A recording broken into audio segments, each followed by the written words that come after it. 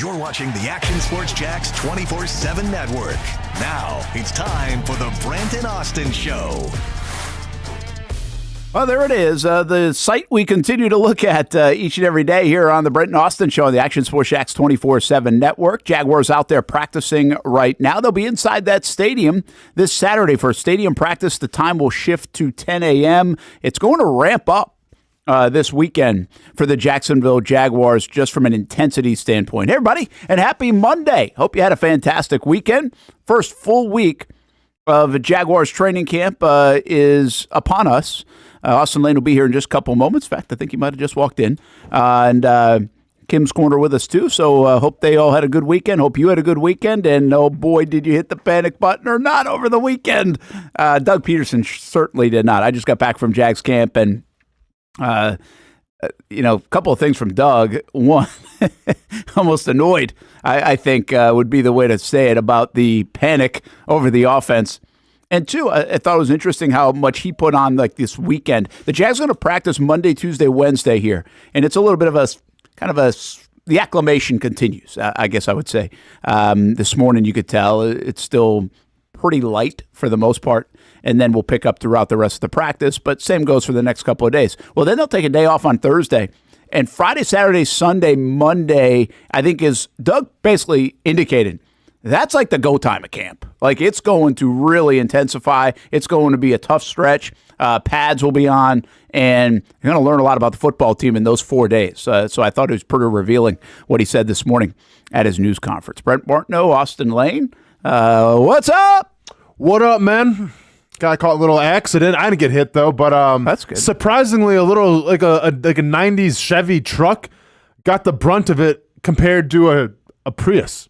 Really? Which seemed to be in immaculate condition considered like the circumstances. Wow. So shout out to Prius for doing their thing, I guess. I don't know. By the way, you don't need an explainer when you're inside just 90 seconds late to the show. Oh, yeah. And I could simply be like a bathroom break. Well, and I'm surprised you started the show because last week when you were late, we made a big deal about how we can start whenever we want to start. Yeah, I did. I started, what were we, about 70 seconds later today? Nice. Kim, 70 seconds, I think it was, just about. Yeah, just about. We hung on for a little What's bit. up, Kim?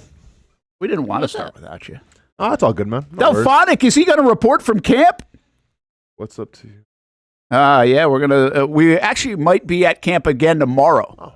Sorry, Delphonic. I wish I knew you were there. Would have come up and said hello. I was there until about 9:30, then got a break away. But I think tomorrow, we're working on tomorrow maybe being down near the fans, actually, in a different spot than where we were last week when we went to Jaguars training camp. All right, Delphonic, you're going to be the reporter today then. Make sure you tell us everything that's going on from camp. Yeah. Or maybe just watch practice. We'll give you a pass. You can go back and listen to the show later. Up there to you you. go. Up to you. Man. What a weekend. Did you catch I'm interested from your point of view. We're living it. You weren't at practice. I was at practice Saturday. Obviously, we got a bunch of shows like Action Sports Jax Primetime, but we didn't have these shows. But social media, I'm sure you caught everything going on. What was your reaction from the outside of how people were reacting to Saturday's practice? First of all, yeah, I wasn't there, but I caught wind of it, not on social media, but Saturday evening, went to go see the new Deadpool movie, by the way. Good. I was going to ask you. All the chef's kisses. Really? It may have saved the Marvel franchise, is all I'm going to say. Really? I'm not going to spoil anything, but the cameos were out of this world. Now, back to football. So when I'm standing in line, to give the lady my ticket and everything, I had two separate groups of people come up to me. Dude, what's up with Trevor Lawrence? Austin. Big fan of they didn't say the big fan of the show, but I assume they're a big fan of the show. I assume they're big fans. You don't have to say. You could have just said it. That they said it. No. You know me. I'll tell the truth. All right. I'm not going to sugarcoat anything. This isn't a Skip Bayless, Stephen A. Smith thing. This is real talk. I'm Brent Austen. Big fan of the show. Here's your large popcorn. No, for sure. But they both they expressed concern. What's up with all these interceptions, Austin? What's going on here? I'm like, it's early in camp. We'll be fine. But it is kind of funny, and then obviously went on social media too. So a couple things. First of all, the panic button. That's been a thing for a while. on the Action Sports Jax, or did you just steal that from me? Okay. No. Okay. No. Okay. Do you think we just made the graphic? Well, I guess we could have made the graphic. Well, I'm just saying we had a graphic last week of the panic button. Yeah, and then lo and behold, turn on Action Sports Jax, and here's a bigger, more intricate panic button being used on your show. That's actually so that started years ago when we put the schedule up, and it would be like when the Jags were like 3-5 or 2-5, be like, is it time to hit it? And we'd have some fun with it. Okay. So we didn't steal. Yeah, it's more just a continuation of the Action Sports Jax brand. Okay. No, I love it, man. It's fantastic. It's all cohesive. It's not like we invented the panic button. I did. No, I did. No, that was my thing. Trademark it. But no, what I want to say is this. To all the fans out there, to all the people on social media, maybe even some of the people in, sports media, national and local, I don't care. Like interceptions, Brent? Interceptions at practice? Losing games? That's an old school way of thinking. Interceptions, turnovers? What are we trying to critique? Roger Staubach or like Bart Starr? Give me the EPA at practice, okay? I don't care about interceptions in practice because that's old school, Brent. This is 2024. I'm not sure what Trevor's EPA was on, over the weekend. I'm not sure what it was when we were there. We threw 2 interceptions. Doesn't matter. I'm sure the EPA was just fine. And if that's the case, I'm not going to panic quite yet. Where's Daniel Griffiths when we need him? Come saying. on. We need some analytics here. Give me the EPA of his practices, and then I'll start panicking. But until that time, these, these old school terms of interceptions and turnovers, man, that's like 2020. It's 2024. Give me the EPA. Man, it was a bad practice. Sure. It was a really bad practice. Okay. From the offensive side, I heard that the defense did really well. Who cares about the defense? That's it. Who cares about the defense? Hey, me. Because what I figured out now is the offense is going to score like 35 a game this season. The defense is going to give up 32 based off this training camp practice. Because everything you think is going to happen isn't. It's the opposite. No, I feel you. Right. I feel you. Defense we will get to, by the way, because I want to say, should we be shining and celebrating as much about this defense of what they look like early on, or is there a careful tale there as well? As much as we're going to sit here and say, hey, it's practice for the offense, and it's a little clunky right now, no doubt, and then it was just on Saturday, it was bad. It was bad. It's very few times in a practice session that you do see the inability to, move the football. I mean, the Jags have had some putrid offenses, including one that you played opposite of. And in practice, I don't remember, I was there, not seeing the ball, move down the field at all. And things completed at least a little bit. There's a give and take in a practice. So is this hyperbole? No, not based on that practice. The practice was not good. What I think the hyperbole part might be a little around Trevor Lawrence. Now, he's running the show. It was about everybody in this practice. It was not just Trevor Lawrence. Trevor threw a dime, man, across the middle one time, and Elijah Cooks didn't come up with it. There were some of those things. Okay. There were some alarming things about Trevor, and I'm going to give you 3 instances from Saturday that I think... And I'm not even going the interception, so maybe this is the EPA conversation. But there's a little 7-on-7 thing going on. I think it was 7-on-7. Everybody's kind of spread out. You're throwing just a little pass in the flat to Christian Kirk. Okay. And he's got to dive to come get it. Now, this is after a bunch of errant throws and problems. It's got everybody's attention. Sure. But I'm just this is backyard stuff. And he has to dive, get up, and then completes and run. I'm like, well, that's just terrible ball placement, I would assume, there. I mean, why is he diving for a play? This was not contested. Well, yeah. I mean, then it's not a good just throw. A good throw. So that's just an example of how bad. There were those kinds of instances out there, just to describe some of that.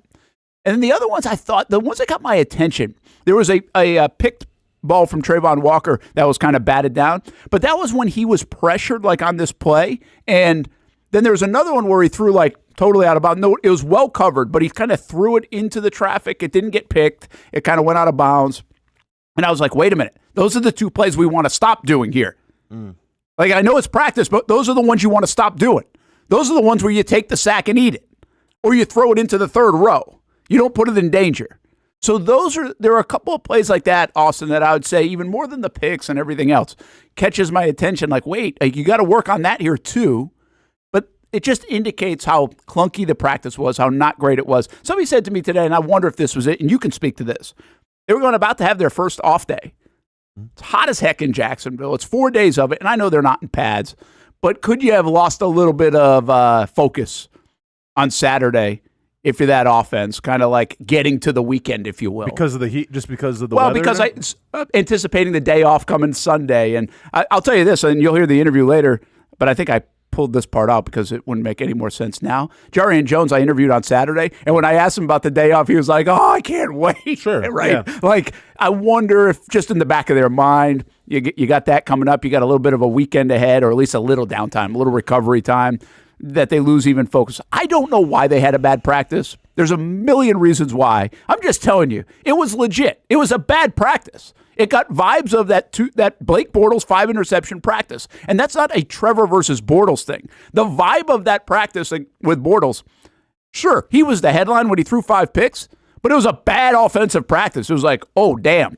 Like, that's what it was. Like, this is gross. Well, this practice was just about as bad and maybe worse as that practice from the offensive perspective. I mean, we're talking about 2 practices, though, really, or I guess, well, really, one. I mean, 2 and 3 have been not great. Yeah. Not great. A lot of picks, right? In the first 2, there were 6 turnovers in the red zone. Yeah. So it's on top of all that stuff. First of all, I'm not going to make excuses and say that they had a foot in the parking lot looking forward to their off day. I mean, if that's the case, then you should almost go a little harder because you know the next day will be a day of rest and recovery. Yeah, I get it. I'm not going to justify, they didn't look good because they had their heart set on getting out of practice for a day. Like, no, you're a professional. That's not how it's supposed to be. When it comes to the panic button, it comes if I'm nervous. Like, I'm going to say this. Obviously, this team is trying some new things, I feel like, on offense, and that's fine. But, like, the performance that you've seen from this offense seems like something you would see from a team with a first-year offensive coordinator or a first-year team trying to use a new quarterback or implement a new offensive scheme. That's not the case. Like, yeah, you have a new wide receiver. You have a new offensive lineman, or one at that case, but you essentially have everybody coming back. You have the same play callers. You have the same head coach. So to see a team on offense right now sputter like it's sputtering, I mean, once again, it's very early in training camp, but I wasn't expecting this. You know, if anything, I was expecting the defense to be like, okay, well, you have a new scheme here.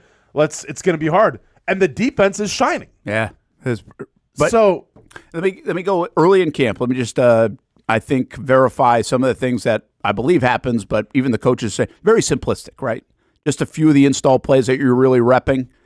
Not crazy involved. Does that sound right? Of course, yeah. I mean, on both sides of the ball. Yeah, I mean, obviously, when you first start training camp, like you start with a small chunk of the playbook, and as training camp goes on, you add more and more and more. Yeah, and somebody asked me this today, and I thought it was an interesting question. I get the nature of the question, and good thing Hamby's not here because I might equate it to math class, but.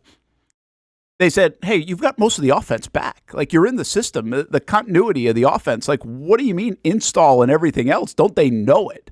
And my answer, and you don't have to agree with me, but I think my answer is correct. Well, even if you just add Brian Thomas Jr., Gabe Davis, and Mitch Morse, those 3 guys, you have to get them up to speed. Right? I mean, those are 3 out of the 11. That's a significant portion of your offense that has to rep this stuff even from last year that's been in, that Trevor now knows very well, that a lot of these guys know very well. I mean, even Ezra Cleveland, he's only done it for like 6 games. So really, you have 4 out of 11 if you want to factor that in. Plus, you've got new players that you want to put in there as well, and they've been rotating a lot of different rotations of players in.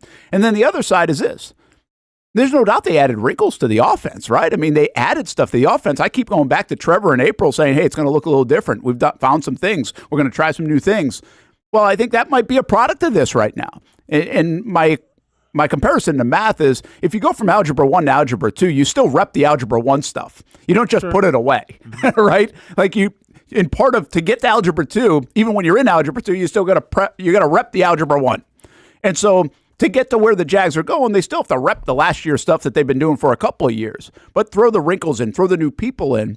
And yeah, it does create a little bit more chaos and mistakes and probably not as sharp as you want it to be.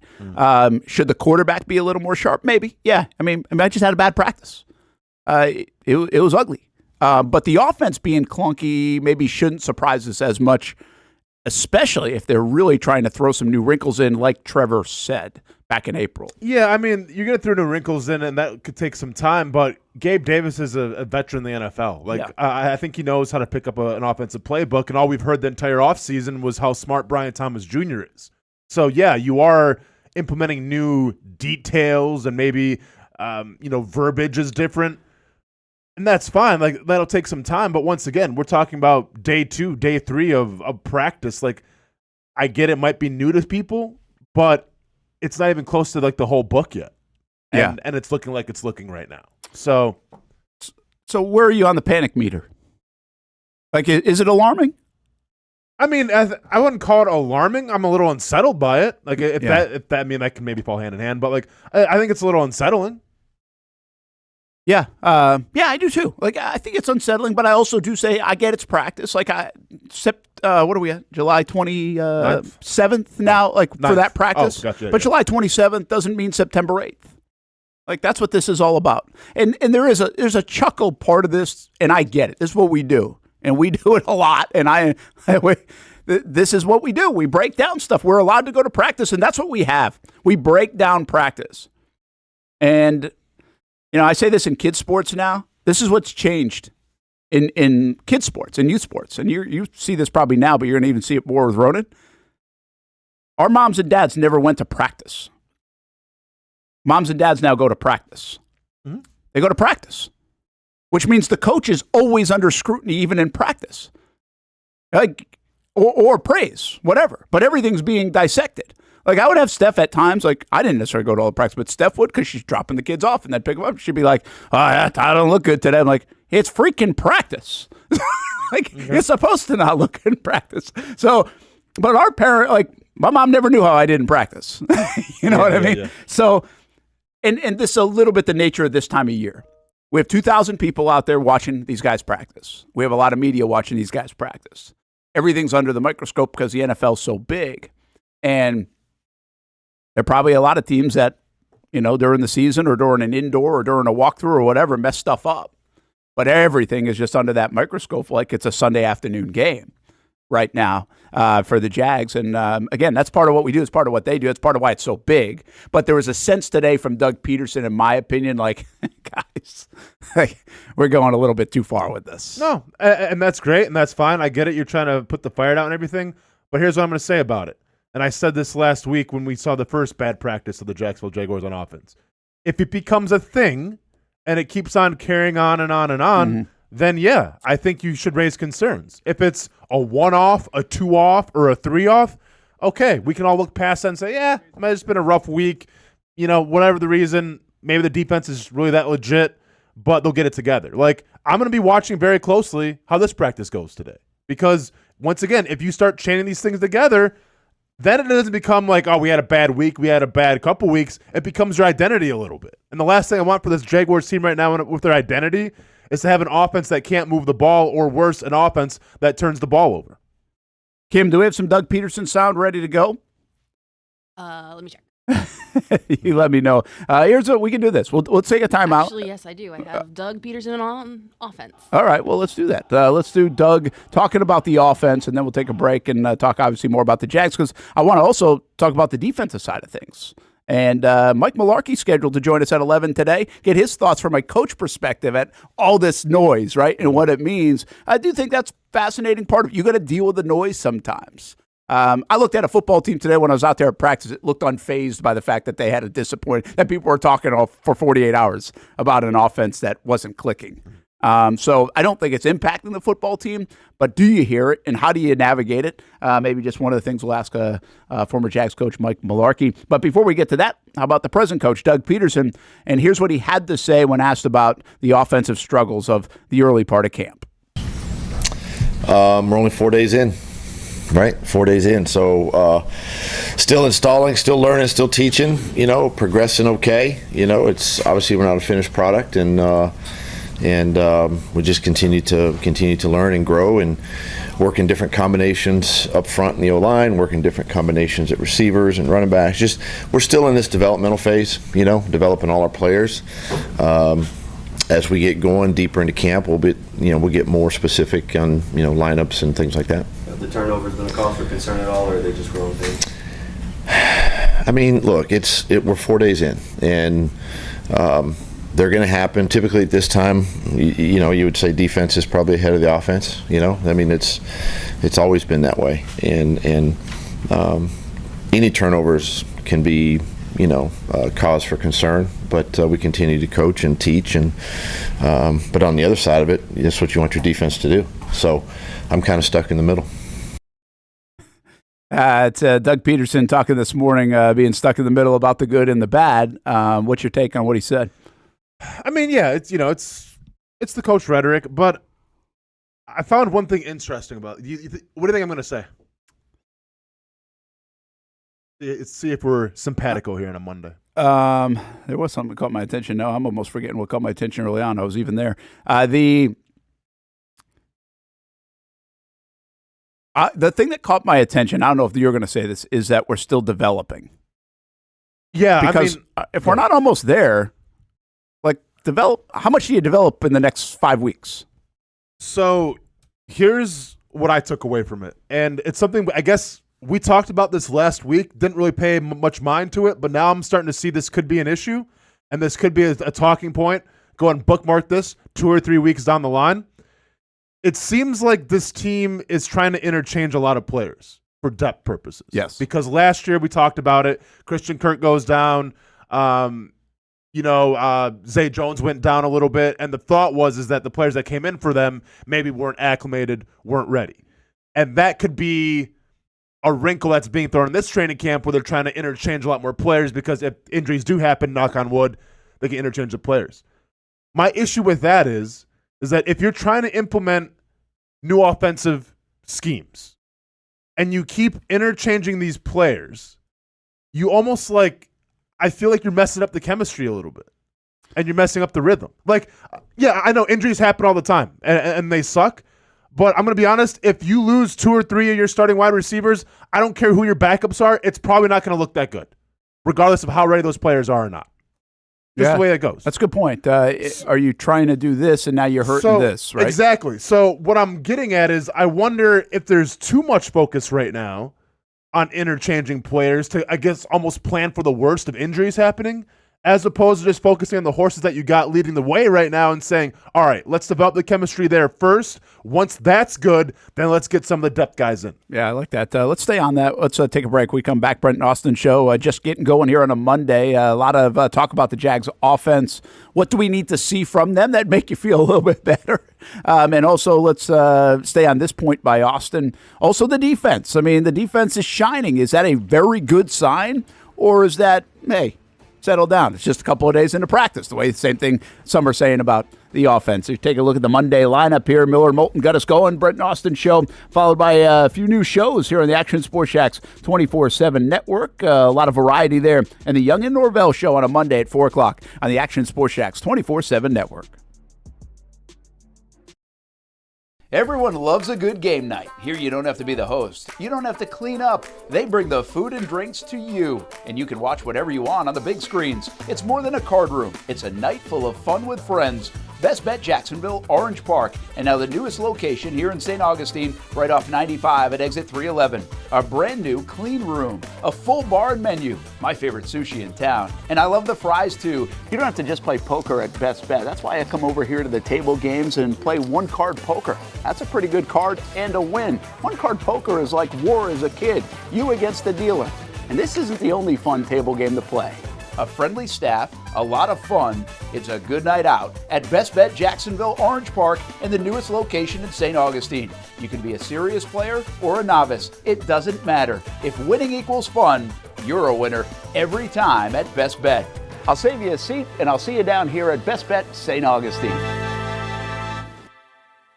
Oh, man, it is that time. I love being outside, but it is just so hot. Oh, my gosh, I cannot be outside. Well, it doesn't have to be. As a matter of fact, I've got the perfect solution for you to be able to stay outdoors and not look like this guy. GW Outdoor Solutions has the solution that will help you create areas of shade with their automated retractable awning. As the summer months inch closer, the high temperatures will be right there too. With GW Outdoor Solutions, go from scorching to cooling in no time with one simple push of a button. These innovative shade solutions not only provide protection from the sun and rain, but also add style and functionality to your home. Let GW Outdoor Solutions transform your backyard into paradise. Check out GWOutdoorLiving.com for your free estimate.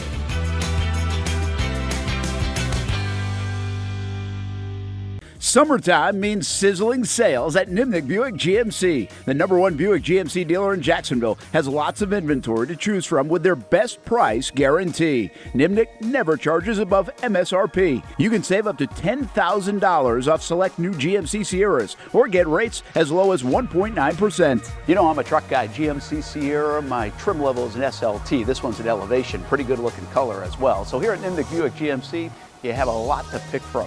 My father-in-law, he drives this, an Enclave, so I feel like that GMC in the family. 2025 is coming around the corner, which means it's almost time to close out those 2024s this summer. You can schedule a test drive at NimnickBuickGMC.com, and while you're there, check your trade value and customize your payment options. Nimnick is there for you, even on Sundays. Visit the showroom on Phillips Highway or shop online at NimnickBuickGMC.com. Nimnick, your friends in the car business since 1941. GMC, we are professional grade. It's hard to put a price on comfort, especially when you use that comfort on a daily basis. But if we're going to put a price on it, how does the lowest price guaranteed sound?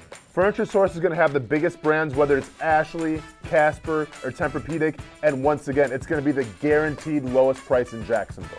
Right now, my friends at Furniture Source are going to give you the ultimate hookup because all month long, they're making their inventory wholesale price. Check out their markdowns up to 50% off. And remember, since it's Furniture Source, you're getting the guaranteed lowest prices in Florida or your money back.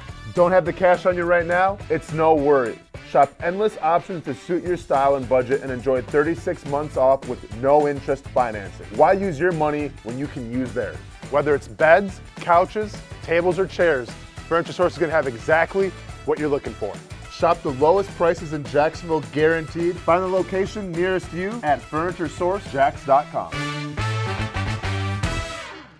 It's a new logo, new branding. With Bold City Heating and Air, it's an old school approach. One of the few locally owned and operated air conditioning businesses left in Jacksonville. It's hot, Florida in the summer. You can't do much to avoid it, but you can keep cool with Bold City Heating and Air. It's every customer counts kind of service, from when these trucks have pulled up to my home over the last couple of years and when they pull into your driveway as well. From communication to pricing to the actual service, everyone at Bold City Heating and Air cares about you. You know who's coming to your house. You know they will be well trained and they will respect your home. Air conditioning convenience at BoldCityAC.com. Stay cool while it gets hot. Bold City Heating and Air can help. Don't get caught sweating all summer. BoldCityAC.com, and they have financing to help. New systems starting at $110 a month and $50 off any repairs. Stay safe, stay comfortable with Bold City Heating and Air at BoldCityAC.com. Homegrown in your hometown. Welcome back to the Brent and Austin Show, streaming on the Action Sports Jax 24/7 network.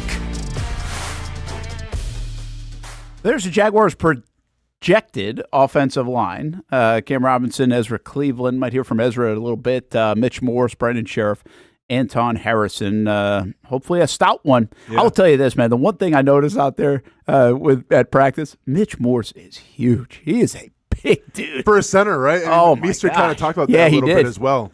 I mean, girth comes to mind. No, for sure. The word girth when you think of Mitch Morse. I mean, it's like a massive guy.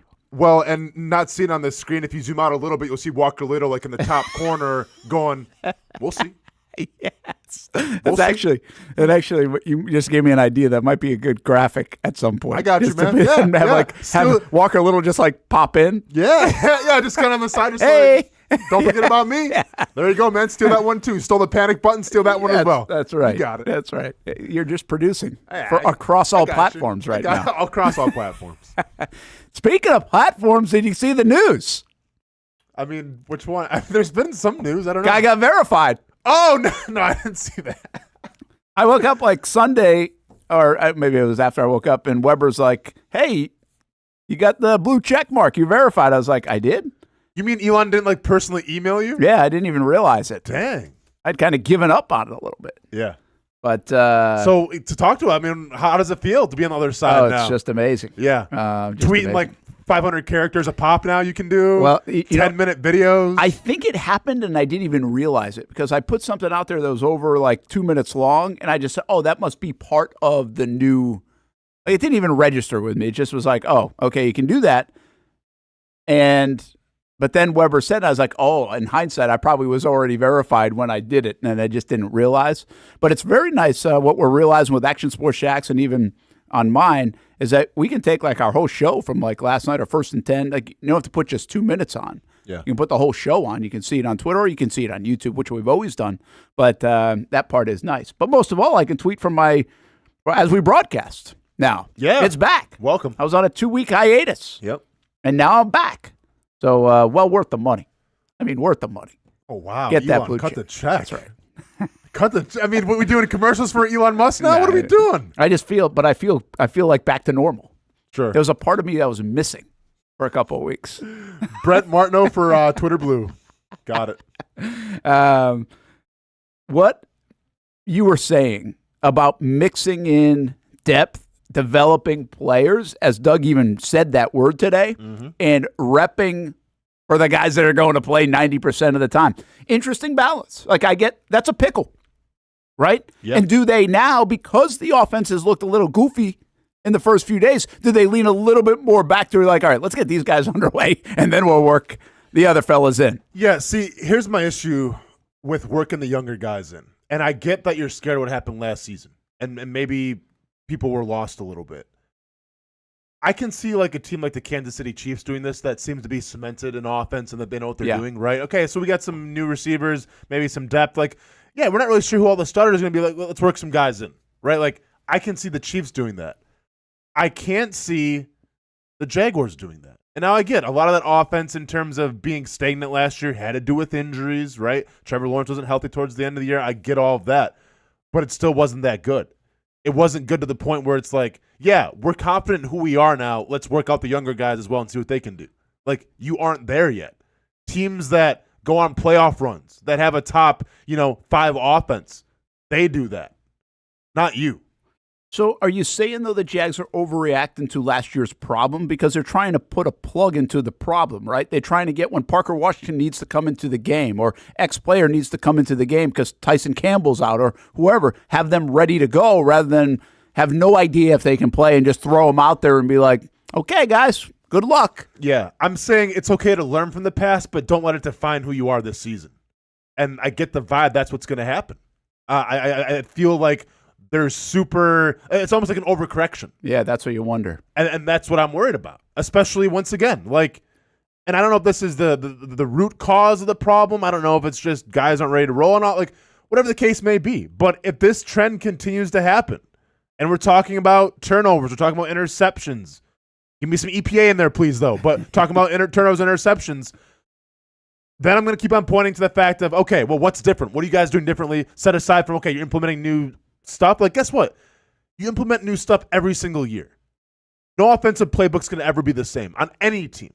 Every single year, teams add wrinkles. So that can't be the excuse. So then I'm looking at, well, what's the problem? Because once again, you have a veteran quarterback now who just got paid. You have a coach who's been here for a little bit. Offensive coordinator calling the plays who's been here for a little bit. So then where do you lie? What's the problem? Is it the Ryan Nielsen 85 Bears coming, like the reincarnation? No, I don't think so. Like, the defense could be good, but like, I'm not ready to crown them quite yet.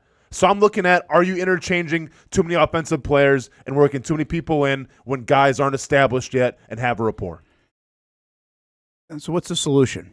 Because I see it's an overcorrection league. Don't do that. It's an overcorrection league, though, all the time, right? I mean, usually when you mess something up, you go try to fix it. You do the opposite. If you hire this coach, you hire this different kind of coach. You have a poor defensive scheme, you go totally away from the defensive scheme. That's just the nature of the league. It's a nature of trying to fix, I guess, to some degree. the Jags have to find a happy medium here, right? Where I don't know what that is. I mean, maybe it's as simple as what you just said. Hey, rep these guys, the guys that are going to be out there. And then when you feel comfortable, like, hey, things are cooking, that's when you slide these other players in. Because I think it's a fascinating viewpoint. I mean, they are. There's no doubt. They have all said it. They're trying to develop They've these addressed guys. it, yes. Yeah, they're trying to mix them in. Or do you give them another few days to do that? But, hey, when pads go on, it's time to get the guys that are going to play their reps. I mean, sure. Yeah, that makes sense, Brent. But at the same time, if I'm starting a training camp and I'm trying to, like, set the identity and, kind of show what we're all about, I'm going to rely more on my veterans and the guys that have been here, the guys I'm going to rely on first. And then eventually I'll start working the second year. Like, you have to earn that trust. You have to earn the trust to get those starting reps. And I feel like it's just a rotation. It's just a revolving door. And once again, from a team that was not successful on offense last year, I have hesitancy of doing that. Yeah, it's a fair point. It's a delicate balance. You can be critical. This whole town, I think this whole city was critical of when the Jags kept a lot from the year prior, 22 to 23, because they didn't change a lot. They just said, hey, we're going to develop what we have. We're just going to increase of what we're where we feel like we left off. We're just going to get better at it. So that was like on the other side of the spectrum where people were like, well, you didn't bring enough in. You didn't have enough. Well, I mean, they were 8-3 at one time. Maybe the way they did it and keeping that continuity was the right way to do it. So it's just a delicate balance to, even on an offensive scheme or a defensive scheme, find new wrinkles, right? But don't do too many things. Do what you do well. That's what a lot of coaches will say across any kind of level. Do what you do well. And, well, why don't you get the guys that do stuff well all on the field at the same time is basically what you're saying more often in practice. Exactly. And I'm like, I get that you have to be prepared at all times, right? So you have to work the younger guys in. But I've never been a fan of planning for the worst case scenario, for almost like expecting that injuries are going to happen. Like, I've just never been a fan of that. Like, yes, injuries will happen and you have to address them. You have to be ready for them. I get all that. But to say, like, all right, well, man, let's prepare like Christian Kirk's going to go down. Let's prepare like, Gabe Davis is going to go down. Let's prepare that Brian Thomas. Like, I don't like that narrative because that's energy and focus that I feel like shouldn't be addressed. Like, if it happens, then address it when it happens. But don't sit here and think like, okay, well, this is probably going to happen, so no. Like, you can't think like that. Yeah, that's fair. Let's flip over to the defensive side for a minute. The defense has been shut them down, Brent. Put them in bubble wrap. Yeah, it's done. Yeah, we've seen enough. Hey, the untold story about Saturday's practice, where everybody obviously has been talking about, is that was a defense that was playing without Tyson Campbell, Eric Armstead, and I'll even throw in Jarian Jones and Dewey. I mean, who had picked Trevor twice like the previous practice. There were 4 guys aren't even there. They're not, some were there. They just weren't practicing in those sessions. So it's like this defense really, I don't know what it means that it looks like they're taking to what Nielsen is doing. The words are right. We talked about that. I really like what Nielsen did on the podium the other day. I thought it was excellent. The players are saying all the right things. They look super engaged. They looked very locked in early on. I thought this thing was a little bit more exotic, if you will, a little more complex of a defense. They're making it look simple, man. Yeah, they are. I guess that's a good thing. I mean, I think it's a great thing. Now, not to say that they're not going to add wrinkles, obviously, later on during camp, but right now you have a defense that's flying around, and this was kind of the calling card that Foye alluded to, and also Joshua Hines Allen. I'm getting there, Josh. Just give me some time. Joshua Hines Allen alluded to as well, where they're going to pin their ears back. They're going to run around, fly around, have fun, and make plays. And that's what you're seeing from this defense so far. It's a defense that's not thinking. It's a defense that's just seeing ball, get ball. And anytime that you have a defense where you're not worried about, okay, do we got to change here? No, you just pin your ears back and go, Brent. That's a fun defense to play in. Because that's what defense is. Like, some of the greats, I get it, the implementation of a 3-4 defense or the 4-6 bear. Like, there's so many different wrinkles that you can throw at people, and there's so many different blitzes and stunts up front and hiding coverages in the back. There's so many things you can do.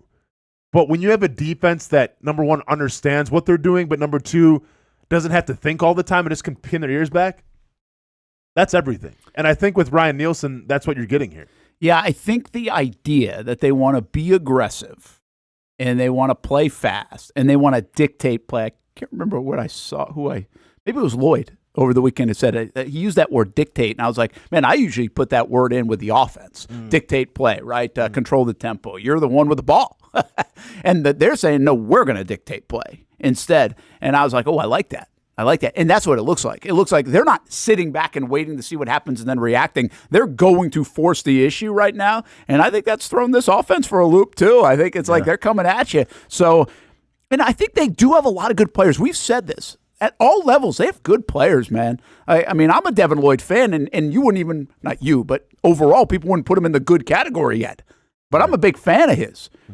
I think the secondary is starting to show its depth in the corner spot. I think you're seeing different guys make plays because I have said this, and I don't think people are totally bought into this, and I'm not saying you ride with this. See, they do have guys that have played. They have guys that they can believe in back there, like Buster Brown, who's played in games, who I think is okay enough to play. Now, again, can you be better? Yeah, but he's okay to play. He might be like their sixth guy in the cornerback room. Which isn't bad. Great name, by the way. Oh, yeah. And the other thing is Darby's playing really well right now. He's off to a great start in practice. Yeah, and I get, we're still early on in practice, but this is what I didn't understand when, Jerry Jones came in. Everyone's saying, it could be Jerry Jones.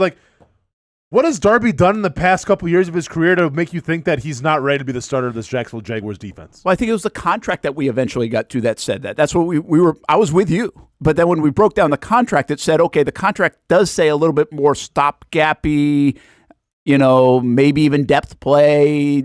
You don't have to play them. You're not like when you sign somebody to a $10, $11, $12 million contract, you're forced to play them. So they got a deal on him. Well, yeah, I think so.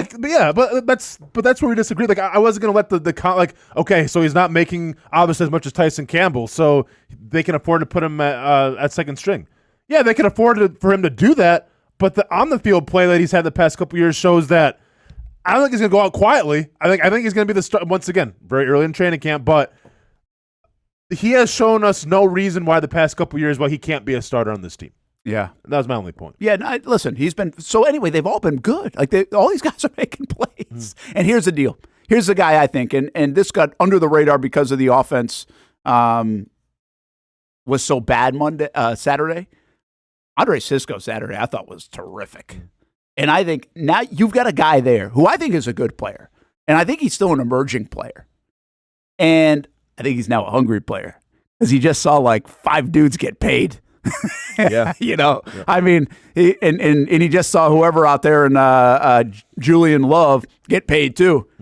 Where is he, Seattle or something? I mean, I think it's going to be a monster year for Andre Sisco. And he looks good. Or they all look pretty good, but he looks really good. So, and again, we are not in the pads stage of this. I think we have to do the same thing. I think it's fair to say on the offensive side, hasn't looked good. It is just 4 days in. It's okay to say on the defense side, man, it looked really good. We're just 4 days in. We have to take it for what it is. But it's all we got. And right now, that defense looks like they are really taking a Ryan Nielsen. They look like they're a hungry defense. But they don't sleep on the fact that the Jags have good players on the defensive side of the ball. They might have more good players on the defensive side of the ball than they do on the offensive side of the ball. Yeah. It's comparable. I mean, well, the problem is you take a bunch of guys on the defensive front than you would on the offensive front. Correct. Yeah. Right? That's where it gets muddy. Yeah. But anyway, I think it's just worth noting, and they've been very good. And so far, first impressions of Ryan Nielsen from the podium to the practice field, outstanding. Yeah, I mean, my biggest complaint right now of Ryan Nielsen is the fact that if his defense keeps dominating like they are in practice and they keep showing they could be the real deal, my biggest fear is that Tampa Bay will come here and not want to practice. Tampa just might be like, hey, you know what? Actually, nah, you guys are good. We'll see the preseason game. Just play the 3s and 4s, and we'll see the regular season. We don't want to practice with you guys. That's what I'm afraid of, Brent. Yeah, I think they won't do that. try to protect Baker Mayfield, give him some more confidence. We don't want to see that defense. We'll see. I want you to hear from Jari. Since we're on defense, let's do I hold that out? Yeah, let's get to it. We have Jarian Jones, Kim. This dude's fun. I don't. You'll hear me. I talked to him on Saturday. I have no idea where he does fit in I even asked him that. I was like, I don't know where you fit. And he wasn't revealing. See, that's the other part of this defense right now that's kind of fun. They've got secrets. And they ain't telling. And it's almost like you see it in the interview with Jarian Jones. Like, you can tell he doesn't want to say where he thinks he's going to be. But he also talks about the versatility of the defense, and that's real. Like, that is real. The other thing is they're fast. A lot of fast guys on that defense. So you'll hear some of it. Let's get to it right now. Caught up with the third-round pick, former Florida State Seminole, fun, energetic, personality guy on that defense. We just don't know where he'll play, when he'll play, how he'll play. Here's my conversation with Jarian Jones. Well, I guess the best question to ask you first, how you feeling to survive the scare a little bit yesterday? Huh? I'm feeling good. Some of those things, just come with camp. You get bruises, marks, scars, so just some stuff come through camp, so I'm working through it. I'm be ready to go. How's it going so far? The spring is one thing. This is a little bit different animal, isn't it?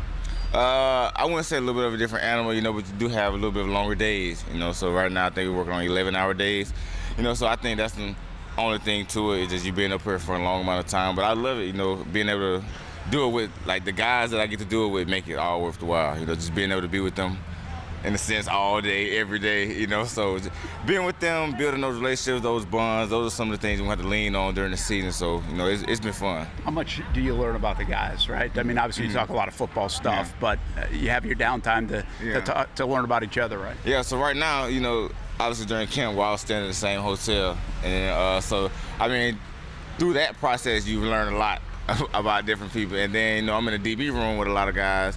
And then, like throughout the day, you get, like, a lot of breaks in between the day, like, between time. So in the locker room, you may see Josh Allen, he got a onesie on, you know what I'm saying? You may see Dewey just popping sunflower seeds. Like, you just see a lot of different personalities, so I'm the type of guy, like, I'm going to walk up to a guy, kind of start a conversation, try to just see, what makes him click, what makes him go, just try to build those relationships. You're a big personality guy. Do you feel like you fit in right away, or is there still some, like, hey, I'm in the big time? Yeah, I think I fit in right away. Obviously, I am in the big time. It's the league. But I think I fit in perfect with the guys, and they embraced me to the full capacity. Like, they didn't, sometimes you go into a situation, maybe like the vet guys try to be this way or however it may be. Like, I feel like I came to some great guys, a great situation, great coaches, great scheme, great everything, great city. I feel like everyone just embraced me. How much are you learning when we don't see out here, or maybe when we see out here too, but like you said, those long days, the classroom, about what you're trying to accomplish, how this might be different than college? I feel like Coach Nielsen and my secondary coach, they do a great job in what they do and how they try to portray the system to me, so and they spend a lot of time on the techniques and the details of what it is, because the details are what's going to really push you, like, far, so they do a really good job with that, and so it's on me to really just have that attitude every day, to be willing to learn and willing to absorb it, so they do a great job with that, and you can really see how much they care about what we're doing. We try to be the experts on the outside. I have a hard time figuring out where you're going to be, where you're going to play. Do you have an idea of where you're going to be in this defense? I just play defense. I just play ball. I'm going to line up wherever it calls for me to line up that day or game or however it may be. I just think I'm a football player, and my job is to execute the calls that are called. How important is that this day and age in the NFL especially, but in football, to be able to play the nickel, play the outside, be versatile? I feel like it's important, because like in today's offense, guys line up in a lot of different places. Like a nickel is the same thing as a corner. A nickel is literally the same thing as a safety. Like, I think you got to be versatile in those things. So I think that's kind of something that I bring to the game, But as far as this defense, like, I could be lined up anywhere, So yeah. How fast is this defense? It looks like you've had a lot of speed. You're one of those guys, but I mean, do you feel like you're flying around when you're watching it from the sideline today? Yeah, and I think there's a couple 4-3 guys in there. Like, we got some 4-3 guys in there, and I was talking to Tyson, so when he did his pro day, like, it was around that COVID time, so they had the combines at his school, and he told me he ran like a 4.29 his pro. I was like, okay, like, we got some real speed in here, So yeah, you see the speed every day. Like, even the linebackers, like, I was looking at Trayvon chase down someone today. I was like, but he rolling. So like, we got real speed everywhere, and I think, like, we live off the motto attack and aggressive. So I think you're gonna see that soon. We're getting the first impressions of this, but you guys look like you're winning days out here. I mean, are you guys taking to Coach Nielsen's defense pretty fast? I think you just see the buy-in. Like you see the guys like really wanting to wanting to learn the scheme, wanting to execute the effort, and I think it just shows up every day. Like we care about coach and he cares about us, and so you just see one band of brothers just going out there getting the work done, and obviously competing against our offense. They got some great guys over there, so things get tested sometimes, but it's great working against those guys. He's a cool cat now. He's a fun guy.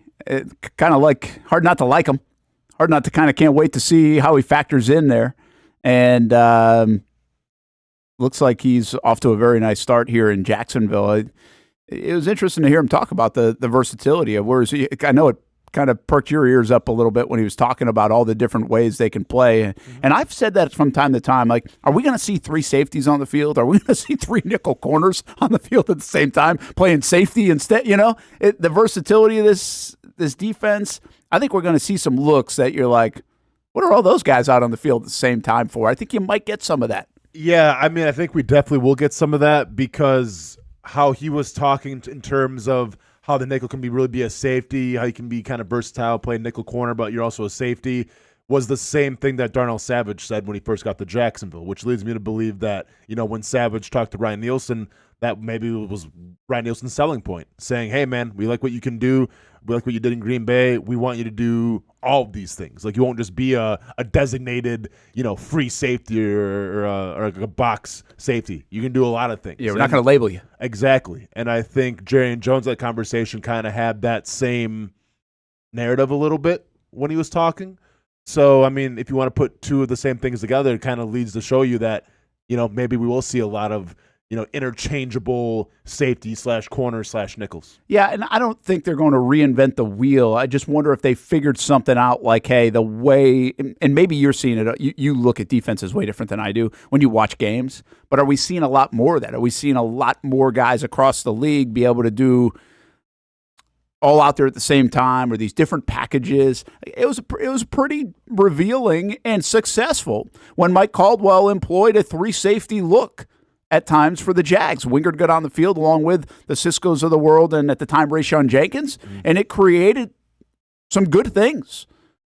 So that's just an example. But are we going to even see that amplified more here in Jacksonville? Do we already see it around the league? Because quite honestly, I just don't watch other teams like that. I just watch a game.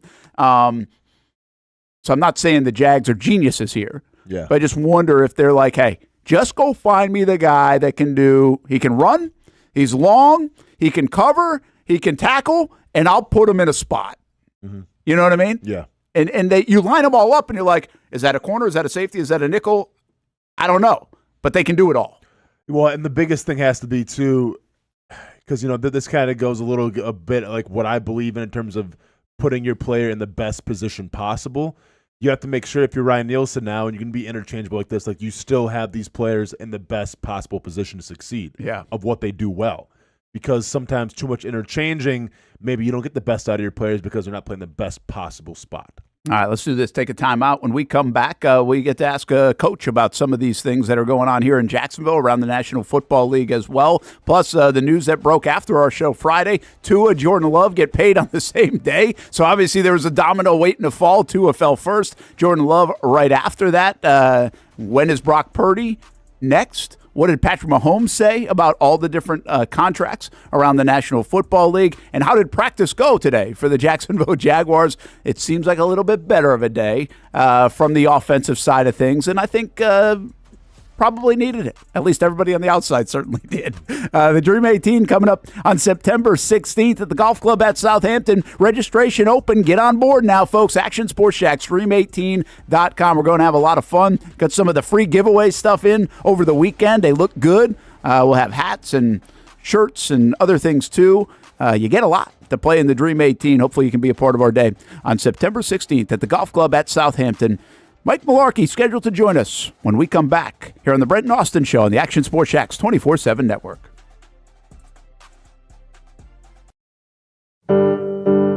We all have our favorite spots in town to eat, drink, and have a good time. And once in a while, we try a new spot. This new spot will soon become your favorite spot. It's 1937 Spirits and Eatery in San Marco. Where else can you get unicorn fish? It was really good. They have local fresh seafood. Try a terrific burger or a Jack's Hot Chicken Sandwich. The ambiance is perfect for any occasion. The idea here is to have fun, have a good time. Whether you're chilling out on the couches, cozying up to the bar, having lunch or dinner, it's a throwback experience. 1937, when going out to dinner was like going to a party. They even have a photo booth. Who doesn't like a good photo booth? We recently brought the entire team out to try it, and everyone said, I'm bringing my significant other here to try it as well. The new spot becomes your favorite spot. Make 1937 Spirits and Eatery in San Marco your new favorite spot.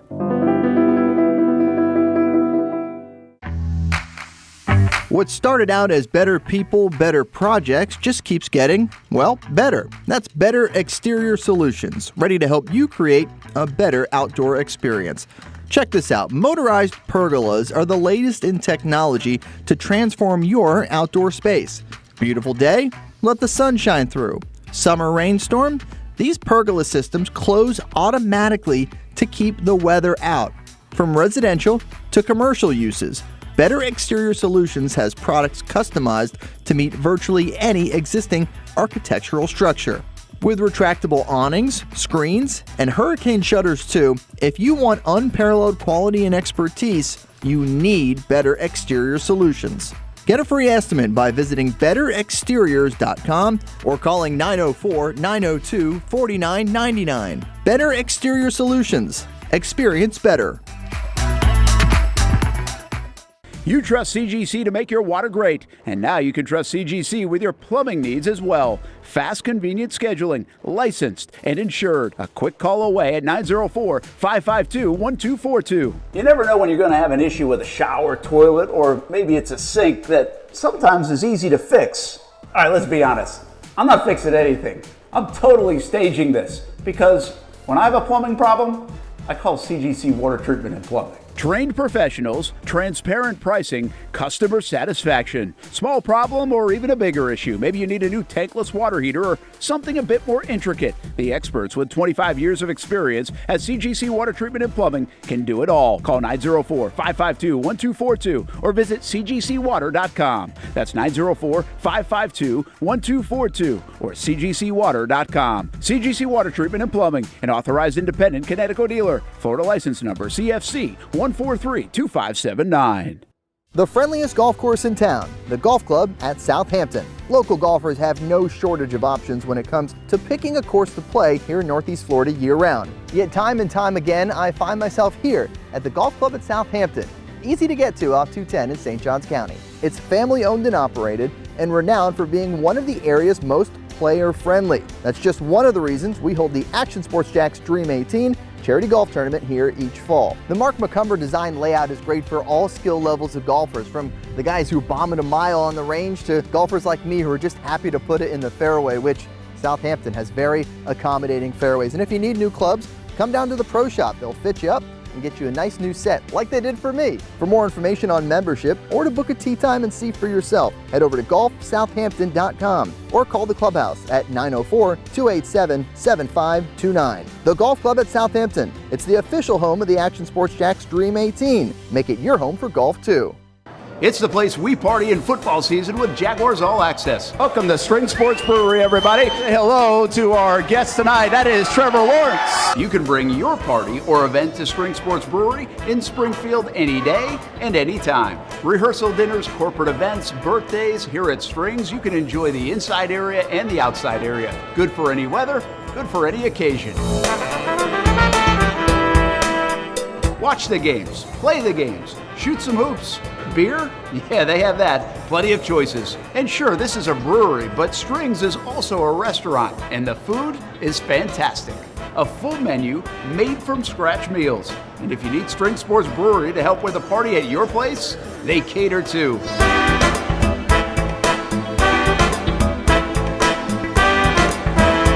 Family, beer, food, sports. String Sports Brewery in Springfield. Welcome back to the Brent and Austen Show, streaming on the Action Sports Jax 24/7 network. All right, Austin, there it is. Underpaid, Patrick Mahomes at $45 million a year. Yeah. And there's Trevor Lawrence and the rest. I mean, it is pretty amazing. There's two things that are wild. The money's ridiculous, right? The money's crazy, and it's just not stopping at the quarterback position. But if you take all those guys that you look outside of, I think, Kyler Murray on this board, the teams have really invested around these guys too. Yeah. Overall, maybe Josh Allen, they've taken away some, you can argue. But they're going all in, not just financially, going all in on offense with the weapons they're putting around these guys for the most part, if you take a look at this board. I mean, Brent, I don't want to call you up, but can we update this a little bit? Where's Jordan Love at now? Where's Tua at? I thought this was the old Windows one. 98 right here. Yeah, we got the wrong one up there. But I got you. Sorry, Kim, didn't mean to call you out there. You basically just threw Kim under the bus. My bad, Kim. Sorry, this is more Brent's decision than your decision. Kim, you're doing a great job. Throw me under the bus. Oh, yeah, all the time, man. I mean, what'd you expect? Basically, this would be the equivalent of you getting up on a podium after the game and throwing your quarterback under the bus. You know better than that, Austin Lane. Well, I was never asked to go to the podium, Brent. So, yeah.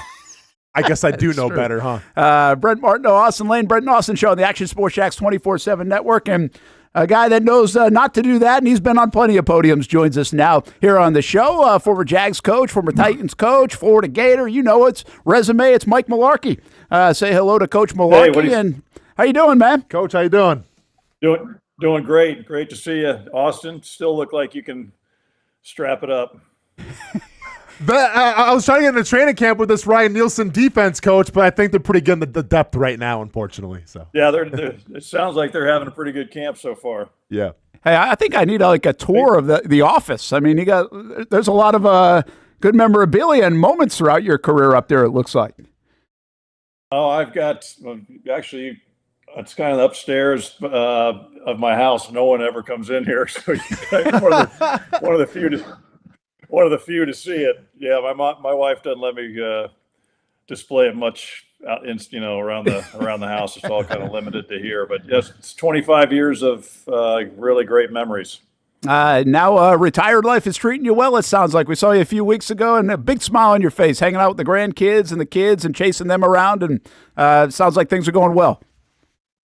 Yeah, I'm busy. I have not been bored. My last year was 19 with the Falcons. I finished there coaching tight ends, and just thought I'd done my time. I had played 9 years, so I went through 33 training camps. Wow. And I felt like that's a long time away from family. It's time to start catching up, and it has been busy, very busy. 33 training camps. So when day 4 does not go well, and on the offensive side of things for the Jacksonville Jaguars and the whole city panics, you probably say, relax a little bit. I heard your report last night, and I thought, 25 years of coaching, I'm trying to think of one training camp that the defense was not ahead of the offense the first week to 10 days, just based on what's installed on both sides of the ball. There's not a whole lot defensively compared to what you do offensively. So traditionally, this is what happens early in camp. The offense is going to look like they're struggling, but really this is just the norm. Coach, there's a little bit of a storyline. I want to get your input on it when you were running offenses and everything in terms of trying to bring maybe some of the younger guys for depth and getting them their reps too. So if you face an injury in the regular season, they're ready to go. Last year, there's speculation that those guys that were, like Parker Washington, for example, expected to replace like a Zay Jones, wasn't ready to go. How do you find that balance in terms of making sure your starters are getting the reps, but obviously making sure the younger guys, if they're called upon, are ready to go as well? Well, it's a lot harder in today's NFL with limited practices, with pads on. What you can do in the off season, you're really limited. Based on what it was, just maybe 5 to 10 years back, where young players had multitudes of reps because there was just more time permitted. So what you got to do, as a head coach, you really got to be smart about how you're designing practices and putting the schedules together. You're the guy that has to make sure that they have the opportunity to get reps. And a lot of that now, I didn't do it when I was, my last head coaching job with Tennessee, but I've seen it more lately where they split the fields now and they're using both fields, and they're really the offense they're running the same scripts but on different fields, so the younger guys are getting the same amount of reps as the older guys. And again, that takes a lot of coordinating by the head coach and making sure that they're getting their opportunities, because even limited now that preseason games, even talking about taking another one away, it's not going to get better, from my vantage point. Mike Mularkey hanging out with us here on the Brent Austen Show on the Action Sports Jax 24/7 network. Obviously, you make Jacksonville your home now, which so many former coaches and players seem to do here, spend the time in the 904, and rightfully so. And you mentioned, seeing kind of some of the media talk and some of the fan talk probably over the weekend after a poor practice on Saturday, which, by the way, in defense of all of us, it was a poor practice. You can only report on what you see. But I asked Austin this earlier in the show, and I'm curious about it because we talked to Doug this morning. He met the media, and he looked, I wouldn't say annoyed by it, but almost like it's a practice. But in Jacksonville, that's all we had to talk about all weekend, right? How do you, in his position, or how would you in your position back then, you got to drown out the noise a little bit? Is there a balance? Do you even mention it? Do you just say, hey, they're going to talk about everything because we have 2,000 fans at practice and a lot of media there? How do you compartmentalize that and balance that this time of year? You just got to, you got to understand this comes with the job. This is part of it. It can be frustrating, but you know in your heart of what's right, what's wrong, how to talk to the players. The media is very, you guys you guys are very powerful. You guys influence governments, let alone tiny football teams. So you got to be very careful and be very, you got to talk to your players. I think all the time about not just when it comes up with a bad practice. I think it's something you consistently talk about with your players about how they deal and how they, address the media when they have those opportunities. But it's especially these smaller markets where this is big news now. I mean, really big news. What's going on with the Jaguars, and especially with a little bit of the hype that's now behind them. This you just got to expect it to come with it.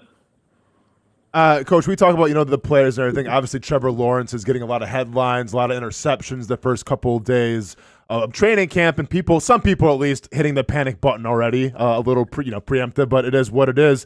But when we look at your coaching career, it's interesting because, you were in Buffalo, you had J.P. Lossman, and who was kind of thrust into that role right away.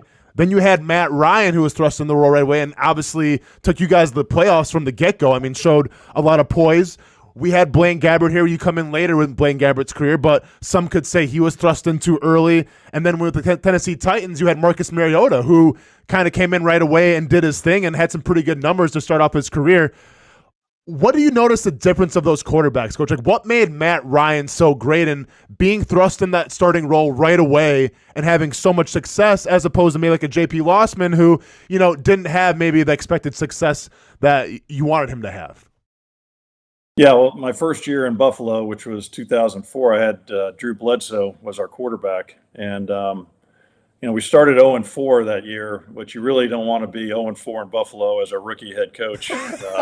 They're waiting outside your door to string you up for starting 0-4. But I told the team back then, I said, look, I don't have a folder in my file that says here's an 0-4 file. What are we going to do differently? I told them, hey, this is the way things are going to go. And the guy that supported me the most was Drew Bledsoe. And we ended up winning, 9 of the next 11. We were 9-6, had to beat the Steelers to go to the playoffs. And, we didn't beat them, but our team felt like we were that good that we could compete with anybody. And then we let our quarterback go. We basically cut him 2 days after the loss to Pittsburgh. And here's J.P. Lossman, who's never played a down in the NFL. And that's hard for a young quarterback. I mean, really hard for a young quarterback to come in, and especially with the expectations that we had. And we didn't have the year we could have had if we had a veteran quarterback. And I'll say the same thing with Blaine. He might have been thrust in there a little too early, for where we were with his experience when I got here. But, Matt Ryan was a special player. From the beginning, the first time, our head coach, Mike Smith, says, we're going to rotate all the quarterbacks that we have here. And I was like, well, yeah, I'm hoping he's going to be the starter. So let's rotate him in with the first group as fast as we can. And he, the first time he got with the starters in the huddle, the very first play I called, I write Act 2 Go, which is two go routes by Roddy White and Mike Jenkins. And Matt Ryan stepped in the huddle and he looked at Roddy White, the veteran receiver, and said, hey, Roddy, go get this sucker. Not in those exact words. And I was like, I had chills go down my spine like, oh my gosh, I think I finally have a quarterback. I mean, I have one. And, it was interesting because I wasn't sure he was going to complete it, but everybody in that huddle thought he was. And that's what, when he called plays, players like, that's a good play, Yeah. He just, his first pass as an NFL quarterback was a 63-yard touchdown, skinny post, which is one of the most difficult passes to complete. He made it look easy. So Matt made me look really good, really good. And then I kind of took a step back and, had to work with some younger quarterbacks. But, I was blessed that I got another opportunity to be a head coach in Tennessee and have some success there, taking the team to the playoffs and winning a playoff game. But again, Marcus, a little bit of that was he had the experience. There was just some things I thought he lacked that could have made the difference of him being a great player. And as you've seen since I've left, he's been a backup pretty much all over the league. Coach, when you talk about, how these quarterbacks are handled, I mean, I think Green Bay has done a pretty good job in their blueprint. I mean, you draft a guy maybe in the first round and you let him sit a couple years. Now, not every team has that luxury, but is that really the way to do things in terms of, even if you draft a guy in that first round, there's pressure to play him. In a perfect world, do you sit that guy for that full year, get him acclimated, then bring him out year 2? And if you don't, what's the biggest thing that you look for to say this quarterback is ready to lead my team as a rookie? Is it the poise in the huddle? What are you looking for? Well, it's what you have on your roster already. You kind of already know the depth at the roster. So if you don't have what you're looking for, you're gonna put them right in there and throw them to the wolves, basically. I didn't feel that way with Matt because what our philosophy was. We like to run the football, so we knew we could protect him a little bit by the run game and not force him to have to be the guy that wins games immediately. If you have somebody like a Matt Ryan, you want to draft, or for an example, in Atlanta with Kirk Cousins, drafting somebody to play behind Kirk Cousins, who I think is still a great quarterback and will probably be that for 3 or 4 more years. It's similar to the thing in Green Bay with Love and Aaron Rodgers. Just sit and watch a really good one if you have that ability to do that. But not all teams have that. They have to play that quarterback, and sometimes they get exposed by doing that. Mike Mularkey hanging out with us on the Brent Austen Show. Appreciate Coach's time and good insight on the quarterbacking and the offenses. And I'm going to stay on the quarterback. We all have opinions. We're not in the trenches with him. You're not in the trenches with him either. But what do you see out of Trevor Lawrence? Is this a guy that you, just from watching him play, do you like him? Do you see flaws? I mean, how do you feel about him as obviously the Jags franchise quarterback just signed a huge extension? Well, you see why he was picked when he was picked, first overall. You see that, what he's capable of doing. I just, the consistency is what, to me, I need to see more consistency of high-level play based on, where he was picked, what's his expectations, not just from the team, but on himself. But now with the contract, he's got a lot more on his plate that he's got to prove. But I just, more consistency, coming out every week, playing at a high level and giving your chance a team to win every week. That's one thing I can say about Matt Ryan. Regardless of the score of the game, I never thought we were out of the game all the way till the clock, was finished. We always felt like we had a chance. I don't have that feeling with Trevor right now. That's the point I think that team has to get to where they think we're in it. Who cares score-wise? We have a chance, and I'm not sure that that's the feel right now. Yeah, let me stay on that side of it. The continuity is good. Obviously, you know this organization has not had a lot of continuity, but they've got Doug and Press and Trevor and a lot of the offensive pieces, quite frankly, over 3 years now. Mike McCoy's been a part of this. That's got to help everything out, I would think. But then there's this piece that maybe you've caught wind of or not this offseason. Press Taylor calling plays or Doug Peterson calling plays. If you're in that situation and you're an offensive guy, what's Doug thinking here? Or what are we not thinking about? And I'll just catch you up a little bit. The way we've kind of phrased it is this is a guy that beat Bill Belichick and won a Super Bowl as a play caller. He's a very good play caller. And so this isn't a knock on Press Taylor as much as it is the strength of this football team. They might have one of the best play callers in the National Football League. That's kind of why we've clamored to say, hey, this team's better off if you do it. How does that all work as the head coach and everything else? Well, like you've said, he has shown to be a very good. First of all, I think they have an excellent staff. I know a lot of those guys on that staff. Excellent hire by Shad when they went to Doug, but as far as the play calling, that's a tough thing to do. I feel like I was a very good play caller, but I was not as good when I was the head coach trying to do both roles. I thought I was being tugged in with game management, which took me off trying to get ready for the next series. Some guys do it and they do it really well. Sean Payton is another example. I just struggle with it. I did it. I did take over a couple of times even here. I did in Buffalo. But I found myself at the end of the day that was not our strength by me doing it. Doug, maybe a little different. I've seen him do it as a head coach, and he's got to do what he thinks is right for this football team. And knowing Doug, he makes some really good decisions. He's going to make the right decision at the end of the day, and he's got to be able to go home and live with it. Yeah, no doubt about it. Let's loosen this thing up a little bit. You got any Austin Lane stories? I mean, you bringing any Austin Lane stories to the table from 2012? I know it's the other side of the ball. He leads the Jaguars all time in practices and fight practices. I mean, how many times did you find this guy? I never got fined, so we're good there. No, he never got fined. I wish I could have done some things differently than I did when I was here.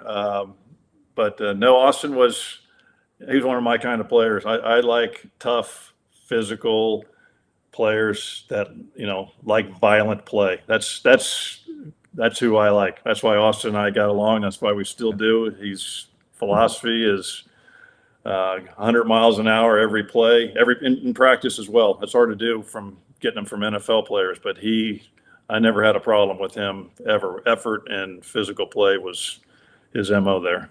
Check is in the mail, Coach. Appreciate you, man. Hyping me up. I appreciate you. Clip it. Yes. Make sure you clip that, Kim. Clip that.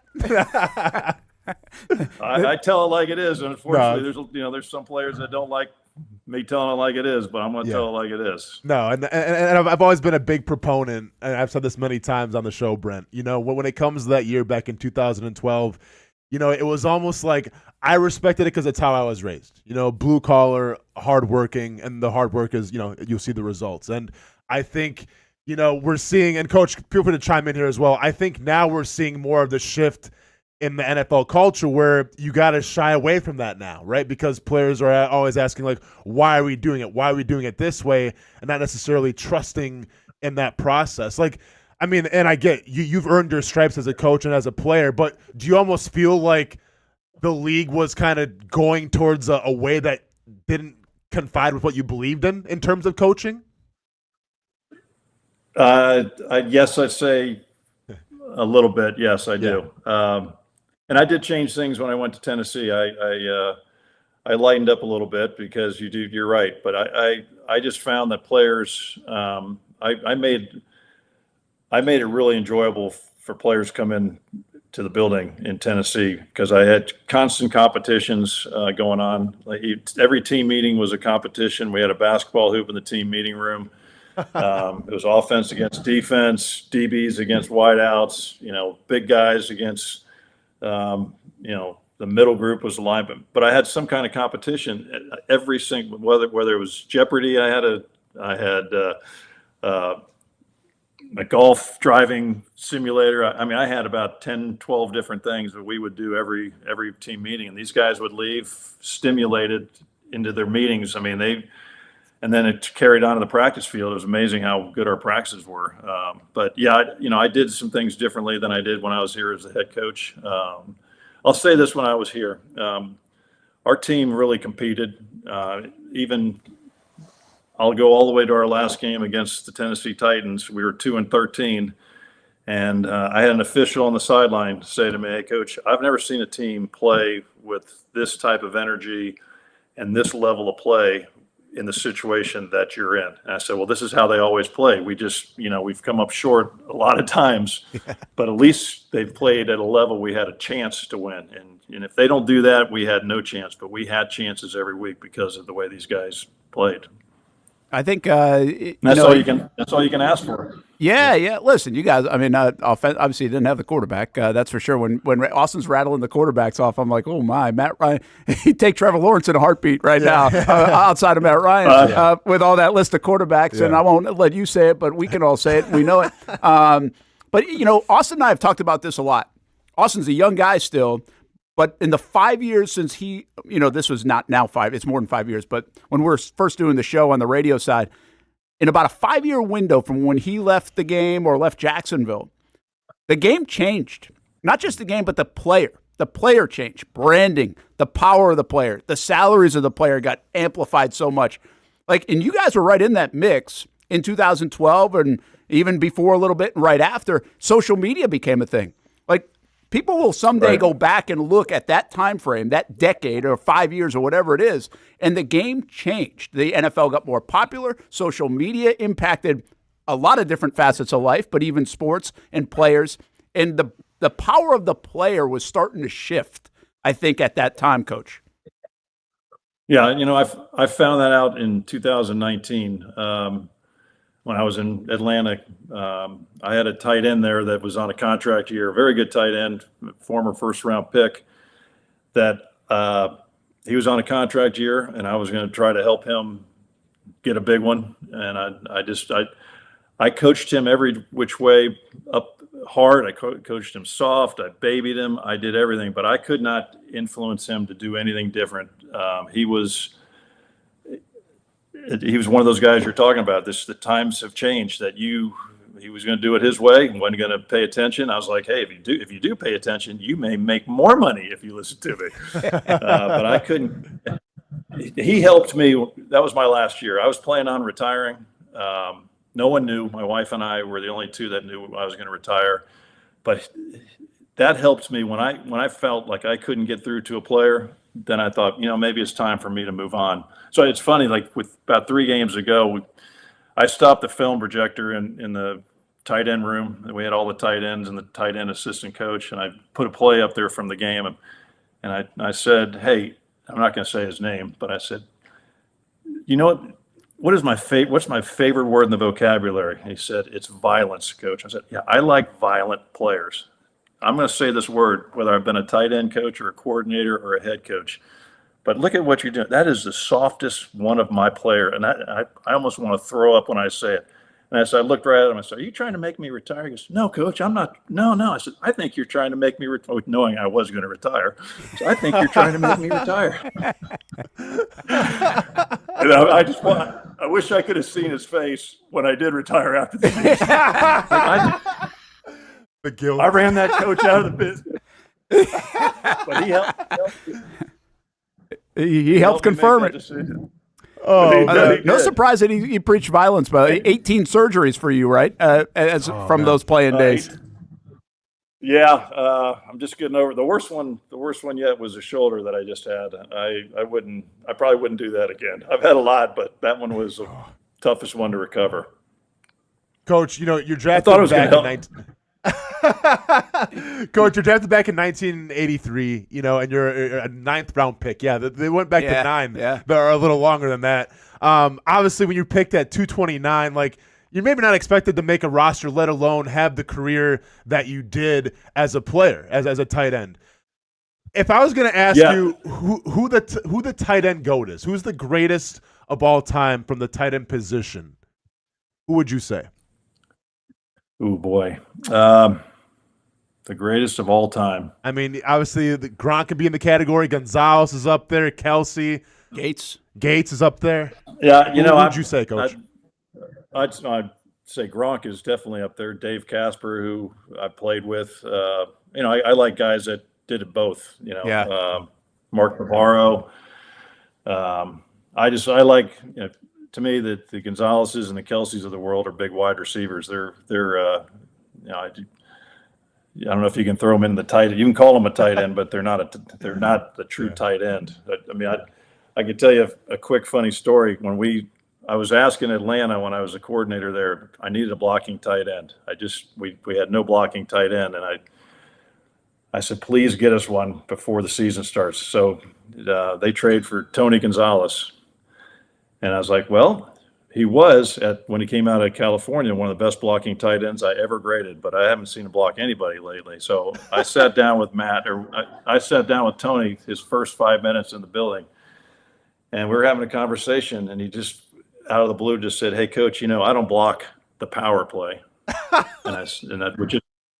which is like one of our number one running plays. I said, what'd you say to me?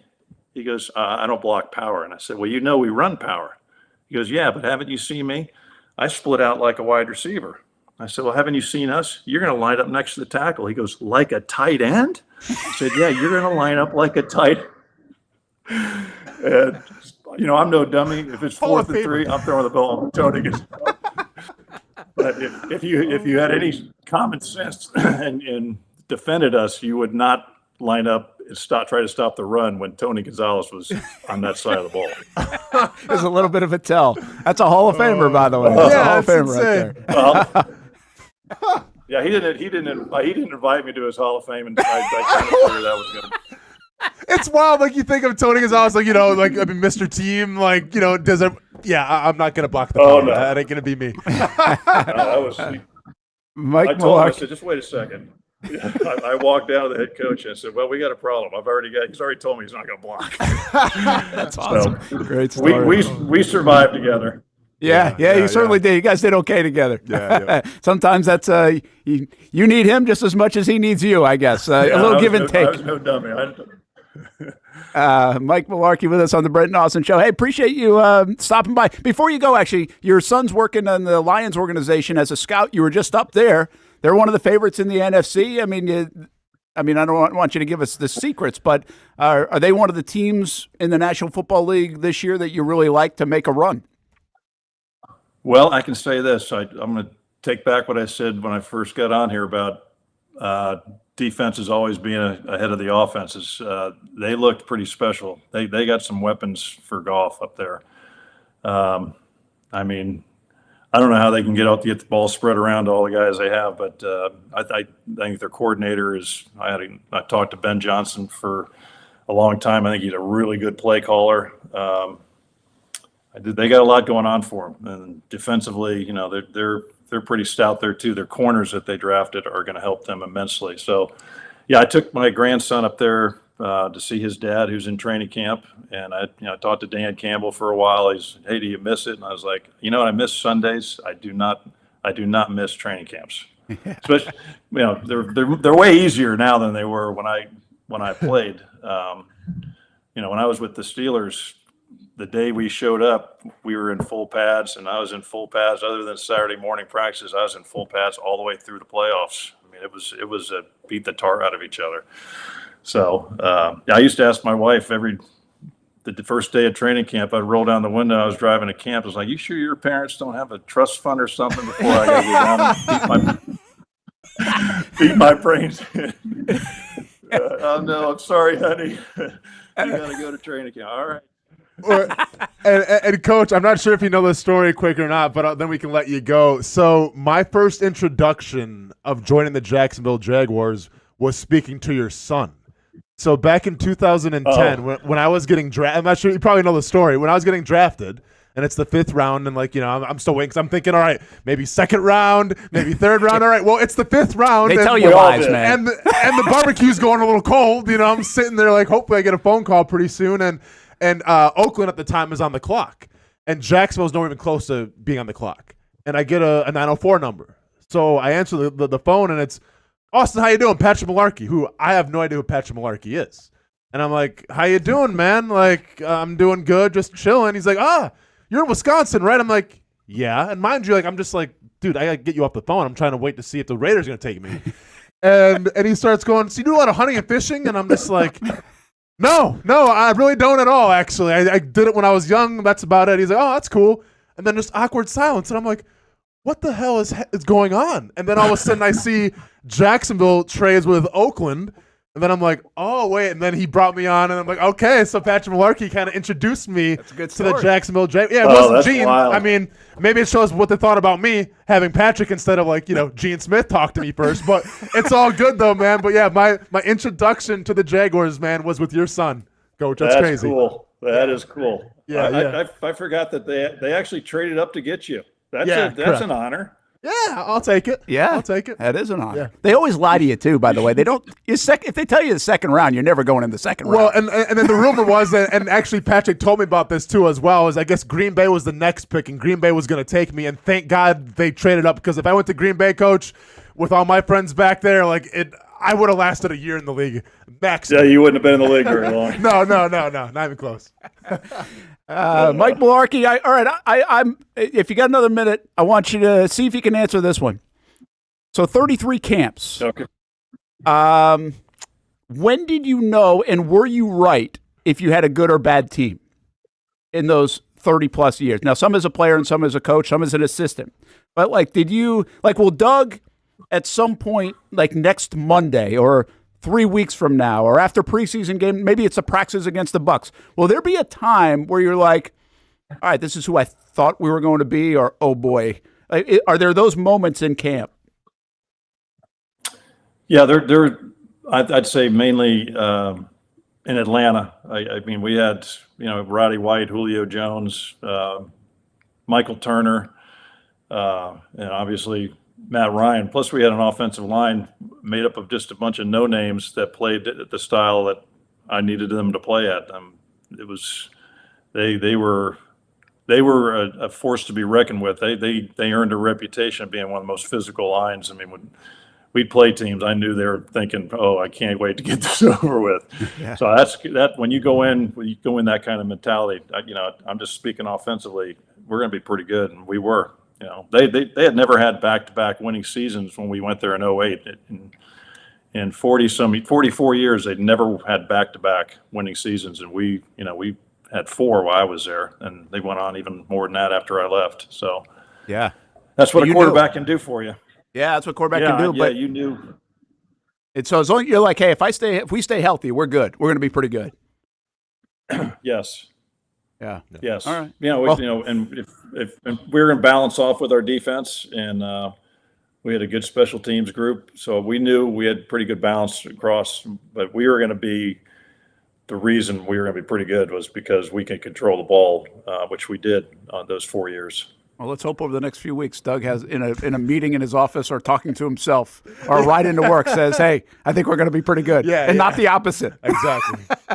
Mike, thanks for. Go ahead.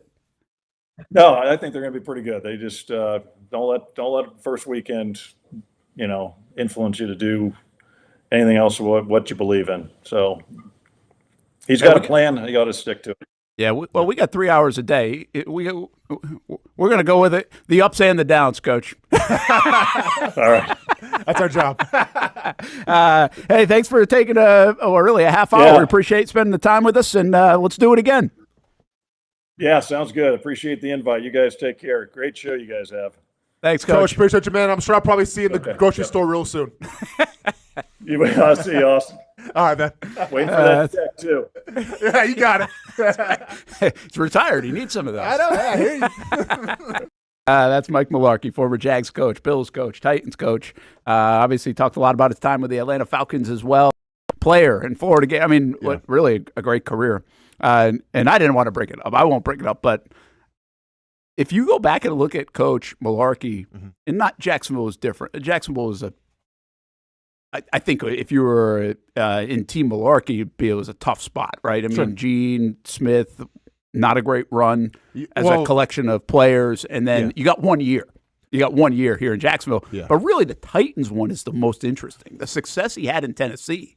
Yeah. And then to kind of give it off. And by the way, Mike Vrabel did a nice job after, right? I think it was Vrabel right after. But that was an interesting scenario. It's like, wait a minute. Why? He kind of got snake bit a little bit in the coaching ranks. Yeah, no, it was wild. And obviously the Jaguars tenure here, it was a short one. And, I've been doing this show with you off and on now for 4 or 5 years, Brent. And you're never going to hear me say a bad thing about Coach Mularkey. And I understand that, it's a performance-based business. And when you win 2 games in a season, you're going to be put kind of in a bad light. But believe me when I say that I played for a lot of coaches in this league. And I played for a lot of great coaches, some okay coaches, and some coaches that I was wondering, okay, well, who do you know or what do you have on somebody? Because why are you in the building? Yeah. Right? And when I say that I understand that 2 wins, it just didn't do the job. But in terms of coaching, in terms of what he believed in, I gravitated towards him. Because I always felt like we were kind of cut from the same cloth. Now, maybe that style didn't appeal to a lot of players in that locker room who – and it's funny because we talk about that 2012 year. It was almost like the paradigm shift of you could see where the league was going. And I think he could kind of sense it a little bit too because he even mentioned when he went to Tennessee how he had to change things up a little bit. And it's wild because I got to Jacksonville in 2010 with Jack Del Rio, and it was like that old school way of thinking. And it was like, this is the way we do it, and this is the way it's going to be. And I was cool with that. And then 2012, it was a lot like that as well. But all of a sudden, I started seeing my teammates question, like, well, why are we doing this? Why are we going this hard? And I'm like, 2 years ago, we were fine with it. 2 years ago when we went, 8-8 or whatever, we were cool with it. But now all of a sudden, like in 2 years, now we're changing and that's what happened. It has happened. And it almost like, and I haven't really thought about it until you brought it up, and now I'm reflecting on it. It's like we almost saw the infancy of what it became today. Absolutely. It's crazy. We lived through it. Like we lived through that time. Wild. We saw it flip. And I think you asked a great question there. And this is not a thing for me. I think these guys are tough as hell.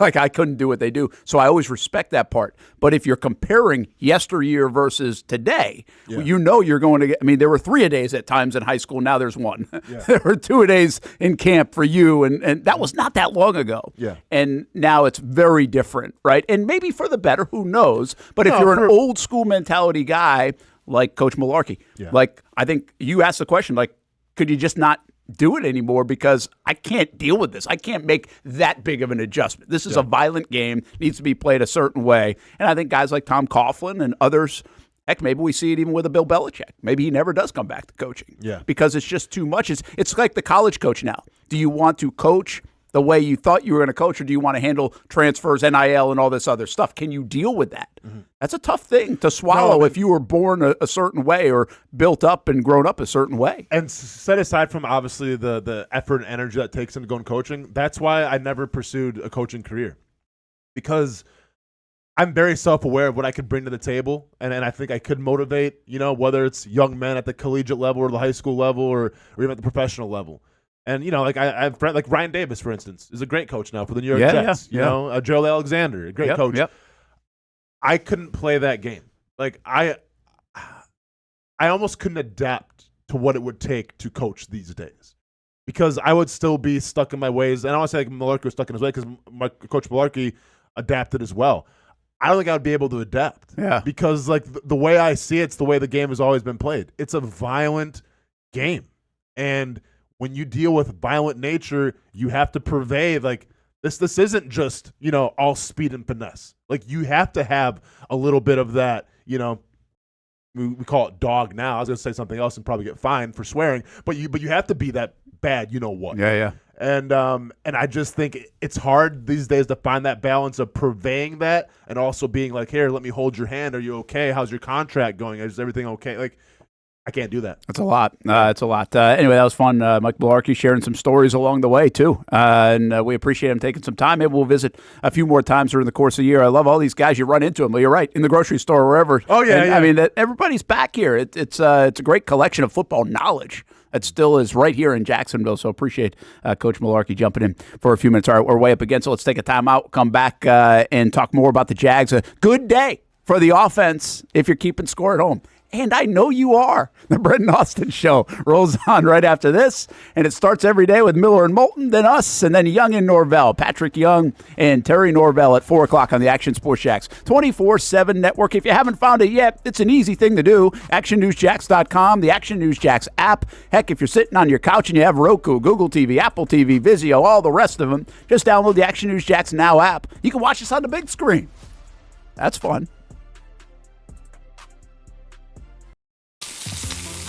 In Northeast Florida, we love hanging out on the back patio, maybe grilling out lunch or dinner with the family, enjoying the good weather, or maybe enjoying the big game on the TV. Or maybe your favorite team in town, the Action Sports Jax team. This is great, except for when it's really hot or the bugs start coming out. But what if you didn't have to worry about that?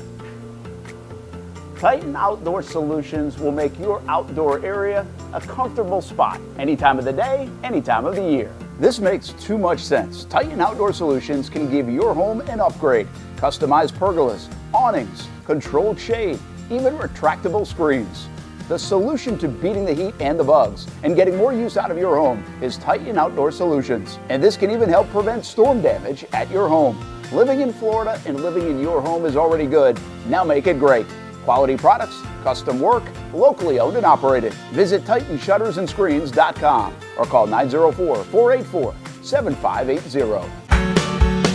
People helping people. It's at the core of what Alive Credit Union is all about, and it's been that way for over 70 years. From 1954 to 2024, the mission remains to inspire financial wellness and give you a financially fit lifestyle. Alive Credit Union and its employees are committed to not only serving their valued members, but also our community here in Northeast Florida. That commitment includes a partnership with the Action Sports Jax 24/7 team as the presenting sponsor of all Armada men's and women's broadcasts this summer. Action Sports Jax and Alive Credit Union, a partnership that just makes sense when it comes to covering Northeast Florida. Alive Credit Union's commitment to our community also involves serving the financial needs of our first responders through the recent merger partnership with City and Police Federal Credit Union. Join the community and become a member of Alive Credit Union today. Find out the many ways you can be inspired in financial wellness at alivecu.coop. I've been telling you about CGC Water Treatment and Plumbing for a long time now. Their drinking water systems remove up to 99% of contaminants. We've had a Connecticut water softener and drinking water system in our home for more than 7 years. You can see the difference whether you're washing clothes, the dishes, or what I like to do most, fill this up for some coffee every morning, and mostly all day. Remember, if you're not filtering your water, you are the filter. Don't be the filter. Right now, you can save $1,000 or more when you bundle the Connecticut Premier Softener with a Connecticut K5 drinking water system. The experts at CGC Water Treatment and Plumbing will test your water for free and determine your water score. Don't know your water score? CGC will find out and recommend the appropriate Connecticut water treatment solutions so you can improve it. Call 904-552-1242 or visit cgcwater.com. Financing options available with approved credit. CGC Water Treatment and Plumbing, an authorized independent Connecticut dealer. Florida license number CFC 1432579. Baker Sports is local sports. Uniforms from Pop Warner and Little League to travel ball, high school, and college. They make you look good.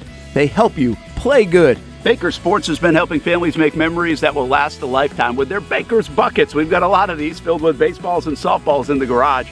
I've been throwing batting practice to Ty and Kaylee for years and also sit on the Baker's Bucket, catching Kaylee while she practices her pitching. Baker Sports is homegrown, and a lot of employees that used to play on local ball fields now work for Baker Sports, now helping you look good, play good, and make memories of your own. Visit bakersport.com to see what Baker Sports can do for you. Custom apparel, Nike, Under Armour, Adidas, embroidery, screen printing, and more. Baker Sports is local sports from Jacksonville to anywhere in the Southeast. Bakersport.com.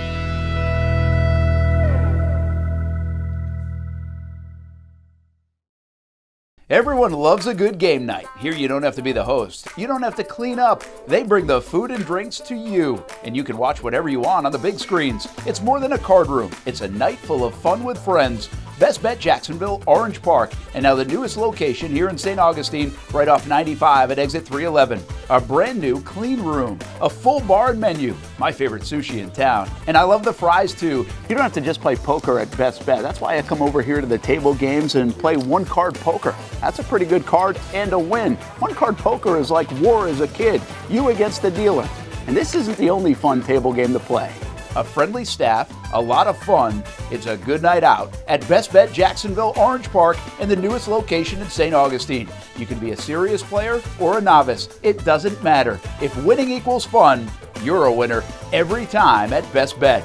I'll save you a seat and I'll see you down here at Best Bet St. Augustine. Welcome back to the Brent and Austin Show, streaming on the Action Sports Jax 24/7 network. All right, so here's the deal. Let's keep this rolling a little bit, Kim, if you don't mind, and then we'll get to this is the new kickoff stuff. Practice on Saturday. Look at this; it's so odd to watch. Yeah. Right? Yes. They just stand there. It's here's what I learned after talking to Mike Mularkey. He hates this rule. Yeah, you know how I felt about it. No collisions, no violence. Yeah. At all, right Squibs, here. baby. Let's go. Hang on, are they scribbing? What are we doing They here? didn't here. Probably going to hide that till the game. I like that. So, little gamesmanship. But it was the first time we really watched. I guess they did some of it, but it was the first time we really got to see it like 9 or 10 times over and over. And by the way, this is part of Saturday's practice where even the return men were putting the ball on the ground. Like it was that bad of a practice if you had the football in your hand. There you go. Ooh. Like that. Like if you had the football in your hand, Can't be they couldn't having hang that. on to it on Saturday. Can't be having Caleb that. Johnson happy about that. Yeah. So it's fascinating. And as we welcome you back to the Brent Austen Show on the Action Sports Jax 24/7 network. Yeah, he's excited about that. Yeah. I lost focus a little bit there. So Brett, that's my job to lose focus. You can't. well, lose I meant focus like for the both focus of with us. the camera. Oh, I thought was you meant- actually shooting this. Oh, I got you. It's a brilliant video, isn't it? Gonna put your name on that, huh? With the end of the focus. I'll admit if I have to. Okay. All right, so we welcome you back here. And Kim, if you can, as you bring us back out, get ready for a little Doug Peterson on the kickoff. But I asked Doug this today. I don't even know if this is a soundbite we're going to play, but if you think about the sport of football, and you think about year in, year out, and you think week one's always a mystery because you don't know what to expect. We think this team's good. Maybe they're not. We think that team's bad. Maybe they're not. You can hide stuff in week one because there's no game tape to go off the week prior. You have new players. There's myriad of reasons why week one's interesting and football's back. I think you have some wrinkles schematically, but how often do you enter a season, right? And week one, all of a sudden everybody's playing this new defense that nobody's heard of. Yeah. Never. Right? Maybe it happened one time in the course of the sport, but even that was probably one person doing it or team, and then everybody started to copy it. We are in a situation this year with the kickoff where nobody's going to show anything in the preseason. Nobody. They might kick it through the uprights and just take it at the 40 because they're not going to tip their hand. We're going to get to week one and we're going to watch 16 games. And we're going to see this kickoff done probably different on a lot of respects. And it's transformative in a way, right? I mean, it's like you are going to be educated, not as just a fan, but I think organizations are going to be educated about the kickoff during week 1 and 2 and 3 in this first month, like none other. Oh, yeah. I mean, rules are rules, and sometimes you get a little education on that. But this is like totally different. Who you put out there, how you do it, the squib kick versus the corner kick versus the end zone kick. Wild. No, special teams coaches are about to be working overtime. Yeah. Yeah. And there's if you figure it out early and you're ahead of the curve a little bit, what a competitive advantage. Like if you do have the secret sauce and people start mimicking you. So to your point, there's a lot of pressure a little bit on Heath Farwell and his staff to have said, hey, we've diagnosed this. We think this is going to work and we got to be right. Yeah. The right and wrong answers on the kickoff, and there's probably some in between. Could be the difference between a win and a loss. The bottom line is when you look at that kickoff, if you have the wrong answer, by the time the dude hits the 35-yard line, it's a touchdown. It's over. It's you against the kicker.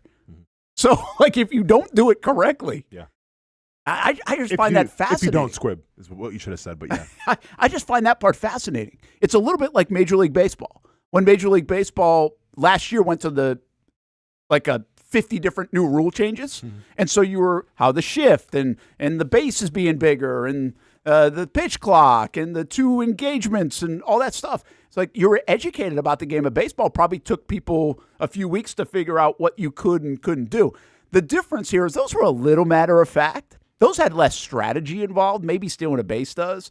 Maybe you can move runners a little bit more because of the lack of shift. This has a lot of strategic value to me about how you do it and the different ways you can do it and who's going to be right on it. I find it fascinating. Listen to Doug Peterson talk about the kickoff when asked about it today. Because it's different for everybody, right? It's the strategy is different. The approach is different. Obviously the alignment is going to be different. People are going to look up, and if they haven't been following it, it's going to be like, whoa, what are we doing? And I think each week, as we watch all the games, I think we'll just continue to learn, and grow, and really, I think it comes down to even the types of players that you use, on your kickoff team, your kickoff return team, who's back there returning the kick, all kinds of things can take place now. So that's it. I mean, am I being too dramatic about it? Is it going to be that wild? Or is it going to be a dud? Am I wrong about it? I mean, no, I think you're right to be a little dramatic about it because this is going to be a big rule change, and I think there is opportunities for teams to score some points depending what they do. So I don't think you're wrong here. And once again, it's like we've seen in the XFL or the USFL, whoever, I forgot what you called it, XFL, yeah. And we've seen it there. But you got to think having some of the best special teams minds available in this league, you're going to see some wrinkles and everything. And it's like you said, I distinctly remember sitting in special teams meetings every single day watching other teams do certain things because the team that we're playing was like, all right, well, look, they're vulnerable here, so watch what the Colts did in this play. Yeah. Let's try to do some of that. So there's definitely going to be a lot of copycatting going on. And, when it comes to personnel, maybe not everyone's going to have the 4.2, 40 returner per se, but you do have a lot of the similar guys. It's going to be interesting. It's going to be interesting to see how each team handles it. And then do you overcorrect it and say, well, this team's doing that, so now let's go try to copy them right away. Yeah, you got to be a little careful of that too, I guess. That part's pretty interesting. Did you have the other video that I put in the Google Drive today? Cam, when you get a chance, let me know, and we'll show it to you in just a moment. But here's how unique that – first of all, speaking of kicking, Cam Little looks very good. Dude's got a big leg. Yep. I don't know if you saw the poster, the magazine cover, or whatever it was for the Jags, like they put out last week with the rookie class. I mean, yeah, it was like. And I want you to kind of if you look it up, yeah. If you look it, if you look it up, I want you to give me the occupation of Cam Little. I mean, should we wait till the break so Kim can bring it up? We can all kind of we could do that. View it all together. So, we'll get to that part, I guess, a little bit later. Okay. So that was a XXL remake. Is that what that? Yeah, because they used to have the freshman class. So every year, the new rappers on the scene, they get featured, and usually they did a freestyle cipher as well. No wonder why I didn't get it. Yeah, you're all good. Yeah. Yeah. Just stick with Kendrick Lamar and we're good. Okay, yeah. But he's still winning. Yes, he's won. It's over. Yes, it's stop. He's the Jags defense. Stop the count. Yes, he's the Jags defense. So anyway, Cam Little looks really good in camp. Okay. So that it is a good sign. Now Riley Patterson's looked fine too, but I think Cam Little's the future kicker of the Jacksonville Jaguars. But today at camp, and maybe others have seen this before, and I just saw it today. Patrick Murtaugh, I think is how we say it. He's a tight end from Australia, and check out this video that I saw at camp. Big number 88 is practicing the kickoffs. Excuse me? But so right there on the right-hand side, that's far right, is Heath Farwell, the special teams coach. So he's a lefty foot. Dang. And that looked good. I didn't see how far it went, but that looked good. No, it's down to inside the 5. Yeah. So he's inside the 5-yard line in the corners. And this is a guy who's played in Australia, rugby as well background. Yeah. So if there's something there, this is how creative they could get. Do they feel like they need a bigger guy back there for tackling purposes? There have been some that have speculated that. Yeah. That they might put position players in the kickoff position. I mean, if you want to know if this is serious too, look at Farwell. Watch how much he talks to him right here.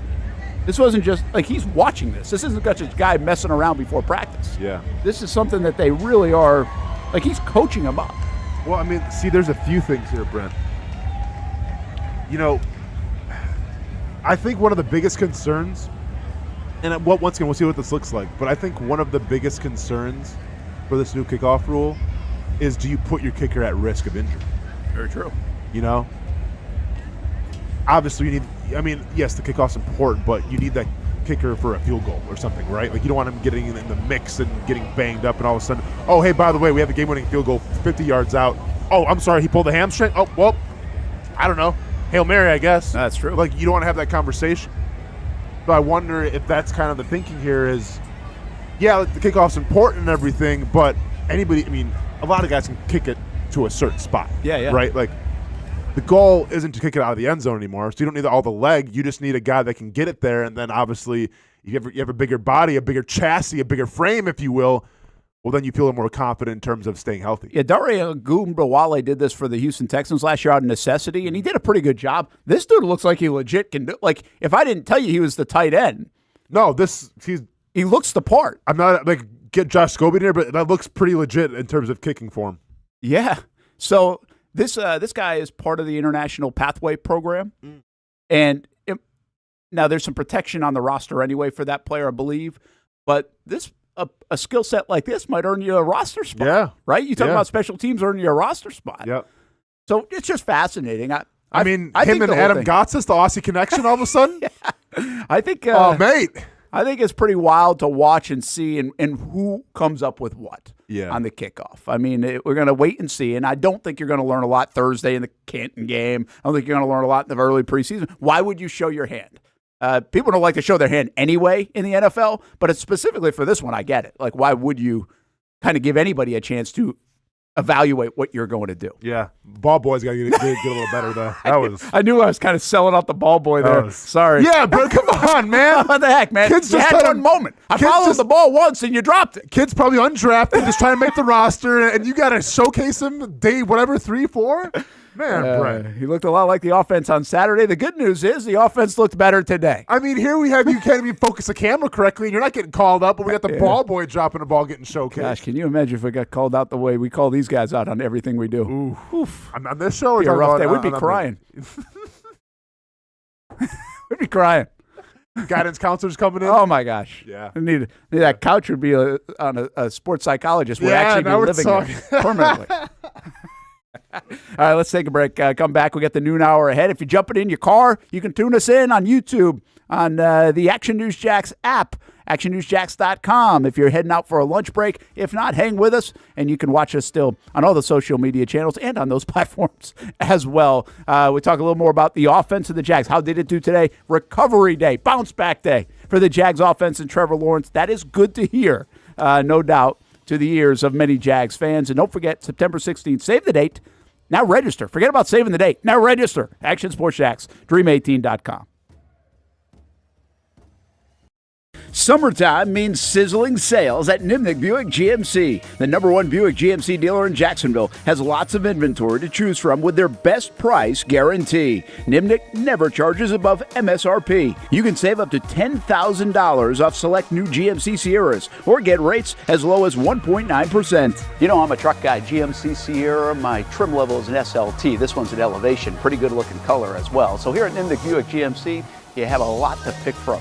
My father-in-law, he drives this, an Enclave, so I feel like that GMC in the family. 2025 is coming around the corner, which means it's almost time to close out those 2024s this summer. You can schedule a test drive at NimnickBuickGMC.com, and while you're there, check your trade value and customize your payment options. Nimnick is there for you, even on Sundays. Visit the showroom on Phillips Highway or shop online at NimnickBuickGMC.com. Nimnick, your friends in the car business since 1941. GMC, we are professional grade.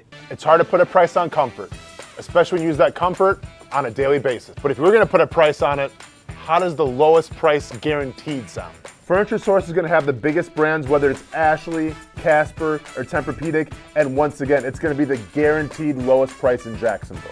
Right now, my friends at Furniture Source are going to give you the ultimate hookup because all month long, they're making their inventory wholesale price. Check out their markdowns up to 50% off. And remember, since it's Furniture Source, you're getting the guaranteed lowest prices in Florida or your money back. Don't have the cash on you right now? It's no worry. Shop endless options to suit your style and budget and enjoy 36 months off with no interest financing. Why use your money when you can use theirs?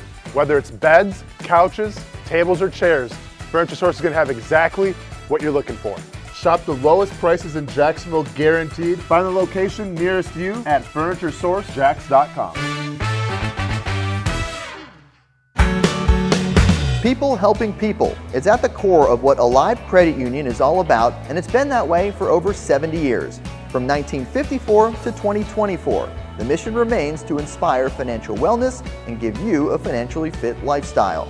Alive Credit Union and its employees are committed to not only serving their valued members, but also our community here in Northeast Florida.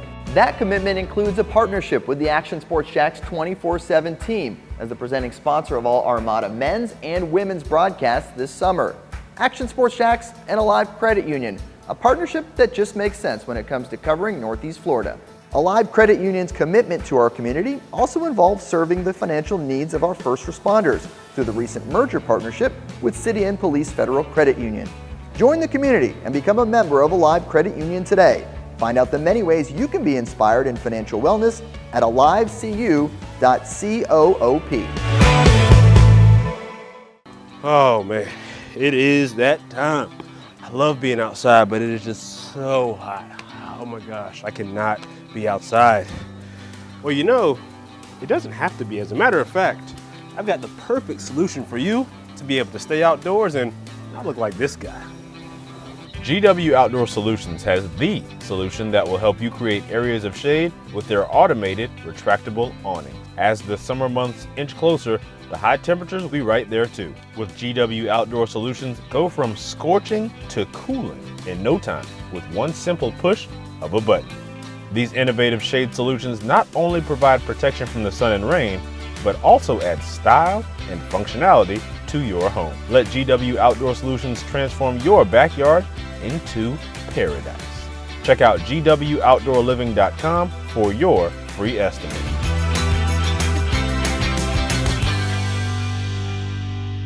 New to town or always been in town, everyone is always looking for a good pizza place. Our place is Donato's Pizza. We love it and still do love it. When I tell my family I'm coming to Donato's, they say, wait a minute, you got to order some for us. So this is not all for me. Let me tell you what the Martinos get when we put an order in. Well, pepperoni pizza, we usually get more than one of these. And then there's the works, a little bit of everything. And then this is the pizza that can be polarizing for some out there. I don't know why. Hawaiian pizza, some love it, some don't. At Donato's, you're gonna love it, especially with that cinnamon sprinkled on top. Try the pizza my family likes or try your favorite. Right now, you can use the code BRENT20 and get 20% off your order. Every viewer and listener is important to us, and at Donato's Pizza, every piece is important. From fresh ingredients to the dedicated team members and you, the valued customer. Donato's Pizza, where every piece comes together for a winning combination. Jax Beach and Mandarin locations, Donato's Pizza. Every piece is important. Welcome back to the Brent and Austen Show, streaming on the Action Sports Jax 24/7 network. There's a look at our Monday lineup coming up next. Young and Norvell show. Not next, actually. Coming up next is Immortals, Invincible, Pure Outdoors, and Shortlist if you haven't caught those shows. And then Young and Norvell at 4 o'clock. Tomorrow we'll have another edition of After the Game. Matt Toblin from the Bowles School. And, of course, we've got Start Every Day with Miller and Moulton at 6 a.m. until our show at 10 a.m. And I think we're planning on being live out at the Jags training camp tomorrow, just confirming a couple of details. And then we'll be ready to go for that. So hopefully we're going to be in like the fan area too. So hopefully we'll see a lot of Jags fans out there tomorrow at training camp. We have First and 10 training camp tonight as well. If you miss any of that, 11:15 on CBS 47 and Fox 30, we recap the day. We also get to the beauty about our show being 10 to 1. The bad part is for me, like I can't be out there at camp the whole time and all the stuff I usually do. The good part is we get like instant reaction, instant feedback, instant, hey, how did it go? Feel a lot of that from social media, but also from our Action Sports Jax folks out there like Stuart Weber, who was there today. And part of that reaction is, Take a breath. The offense looked a little bit better today. Trevor Lawrence throwing touchdown passes. Brian Thomas back, catching everybody. touchdown We're back. passes. This is very Super Bowl's good. back. All right, everybody relax. Relax. So, So obviously the EPA was good then today? EPA was good today. Thank God. Turnovers were down. I don't care. Brent. I know, get, EPA. Get away from the turnovers, okay? That's old way speaking, all right? You have to adapt like Mike Mularkey did in Tennessee. It's EPA now. Yes, EPA. Okay. So anyway, the Jags looked better. That's good. Good. That'll get us off their backs for a little bit. Wait, no. Did the defense kind of falter? I mean, is defense giving up some passes now? What are we doing with the defense, Brent? Pads go on tomorrow, I think I saw Weber say. It was interesting. I thought Doug kind of insinuated that this weekend is where it really beefs up, but I think pads will still start going on tomorrow. When pads did go on, was it really like? No, everybody gets excited. It's the next phase, and of course we're breaking down like water breaks this time of year. So for players, like, is it really that big a difference? Did it change your mentality? Did it change the practice? Did it change how hard it is? When the pads go on? Yeah. Oh, yeah, it's night and day, bro. Because you're not going live a lot, though. No, you're and not. Remember, not fast anymore. forward to 2024, not 2012. No, I understand. Like 2010, like when it was the night practices and we put the pads on for the first time under the lights, Oklahoma drills, like it was my own first like personal Super Bowl with that. Like me and Zach Miller going at it. Zach Miller. Is that what was that no, your it was first? Zach. I had Zach Potter. Zach Potter. And then the second year, so Zach Potter was the first year. Hey, it went good. Did it? Hey, Did it? it went okay. You know what I'm saying? And like Zach Potter's my boy. Zach Potter's a good dude. But go and ask him. It went okay. The second year, then like we're second year bets, right? So I don't have to worry about it anymore. And then the day before, we put on the full pads. That practice, so like it was the practice going into full pads. Me and Eben Britton got in a fight. Oh yeah. And then We've had Eben on talking about of course. And then since we got in a fight, Jack was like, "Oh well, yeah." And who was the main event of that Oklahoma drill? Me and Eben Britton. I'm not even lying. Like That was the coach, main event. coach said this for last. Yeah, because we didn't want to go. Like we're like, come on, Oklahoma. And the coach was like, "All right, Eben, Austin." I'm like, all right, cool. So that was so Zach Potter was 2010. Zach Potter was 2010. Eben Britton was 2011. That's a good one. Yeah. And you and Britton ended up fighting like 500 times that year. Oh yeah, I mean it was. Now go and ask Eben Britton how that drill went too. Well, I think we did. Oh, okay, okay, I got you. Yeah. Now, he might have been spending too much time around Mike Tyson to remember. At that point. I'm not sure if you've been following Eben Britton lately, Brent. I haven't. Go in if you're on you're on Instagram, right? Yeah. Yeah. Go on Instagram, Eben Britton one when you have some time. Dude's killing it. Really? Dude's killing it. Like in I would consider it like personal development, and like human optimization. He's really into like breath work now, and obviously still in the cannabis thing as well. But like really into like meditation and yoga stuff. It's really I can cool. see that. Yeah, but was always kind of like an eccentric type of dude. Well, it's like amplified now, man. He's got like 200-something thousand followers, I think, on Instagram. Wow. Like, he's doing really well. It has been. I mean, he's been an interesting guy. He was always an interesting guy. Oh yeah. Best soundbite ever. So it's the soundbite I repeat nonstop, like all the time. I'll tweet it in a game when the game's about to go over. Say goodnight now. The Eben Britton soundbite from Giraffe Night when he was like hammered. And it got out like Arizona was doing. At his draft party, like a TV station in Arizona or something. Yeah. That was before, I think, well, it was kind of before social media. I mean, social media was probably just being born too. But yeah. If that clip had got out like today, it would been viral. Yeah. It would be a viral. No, for sure. No, and that's why me and Eben were always so tight. And it's the same thing with like Coach Mularkey as well. Like we were all just, it was all out every single day. It wasn't trying to maintain the body. It wasn't trying to make business decisions. Like if there's somebody in front of you, forget that person. They're not gonna get the best of me. Yeah. And then like that's how we approached it. But it's wild for us to almost like go from, and I'm speaking with me and Eben here, like just meatheads who would just throw our heads around and punch and just cavemen, if you will, to like what we're doing now. Like if you would have saw us back in 2010, 2011, that was a caveman battle. Oh, dude, we were just cavemen. Yeah. Like, see ball, get ball, see person, push me after the whistle, punch person. Yeah. After the whistle. But now, like, he's so eloquent when it's just crazy. It's crazy how far we've come, Brent. Yeah, it isn't there. It's wild. Yeah. That would have been a great question. Yeah. Back in 2011 in the locker room, like almost a superlative. What's what are they happen? doing in a decade? Yeah. Oh, Austin Lane gonna be a bouncer at Hooters. Like that's what That my was career. it. That was my career trajectory. Oh, the dude just wants to punch everything and he's going to Hooters bouncer. Boom, there you go. So I guess like the MMA world isn't that far fetched. No, but it's close.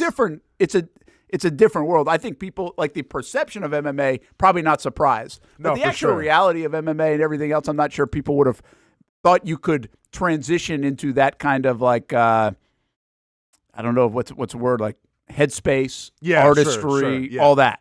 Correct. That comes with that sport. Yeah, it would have been more like backyard boxing probably for me. Or bare knuckle boxing. Or bare knuckle right? boxing. If you there had said go. bare knuckle boxing, you would have probably been like, oh yeah, that makes sense. Oh yeah, but no, man. I mean, I thought for sure it was going to be at Hooters, just kind of like a Patrick Swayze, Jake Gyllenhaal Roadhouse type, just getting all the riffraff out of there. But no, man, we're thriving. By the way, we're thriving here on the Brent Austen Show. We are. I'm a little surprised more people didn't want to be like Patrick Swayze in Roadhouse.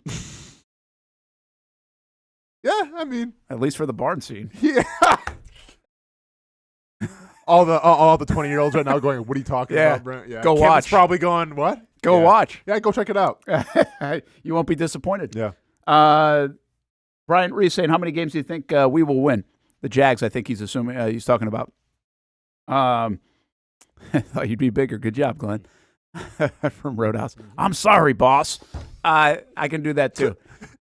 How many games have we said? I think we're about 10 or 11 category. I was one less than you. I think I was 11, of course, and I think Austin was 10. I was 10 then, yeah. I do think, I was just talking about somebody today, it's not the Jags I'm overly concerned about being a pretty good football team. I think they're going to be pretty good.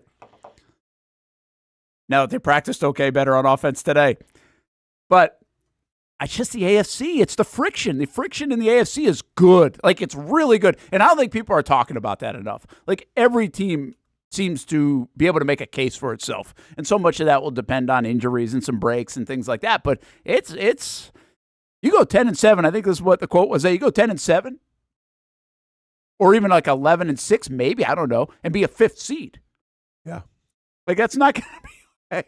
And I don't think anybody's going 14-3. I think that's how good the AFC is going to be. So I think there's going to be this like bunched up, used to be like that 9-8, 8-9 crowd.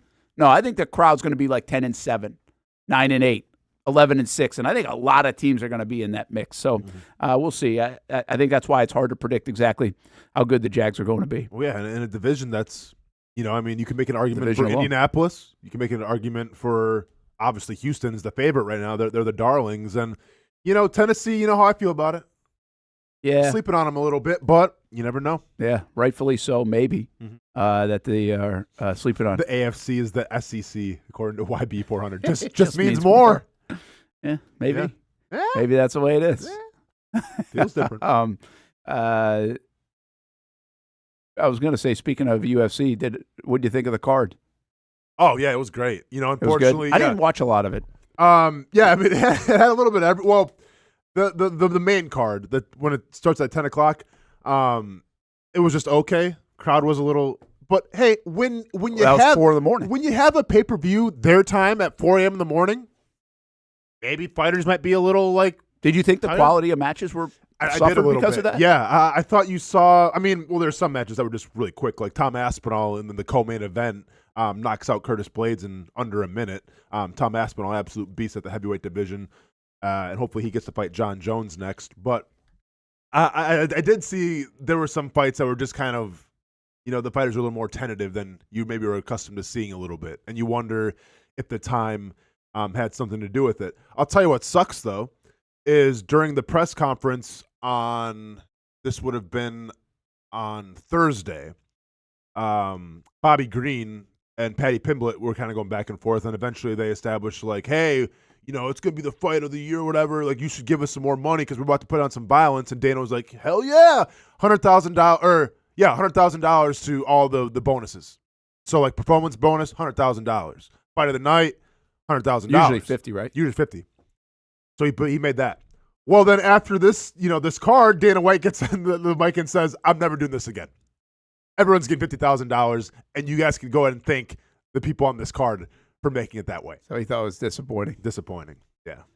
But Yeah. I mean, there is nobody like Dana White. Like, there's nothing like it.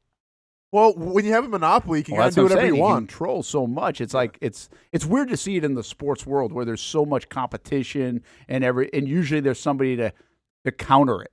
Yeah. And there just isn't that. Yep. In UFC. And unfortunately, Preston Parsons, Jacksonville own, lost a decision. I mean, credit to his opponent, Oben, who, in the past didn't really show the best takedown defense. Well, he showed it this fight because Preston had a hard time taking him down.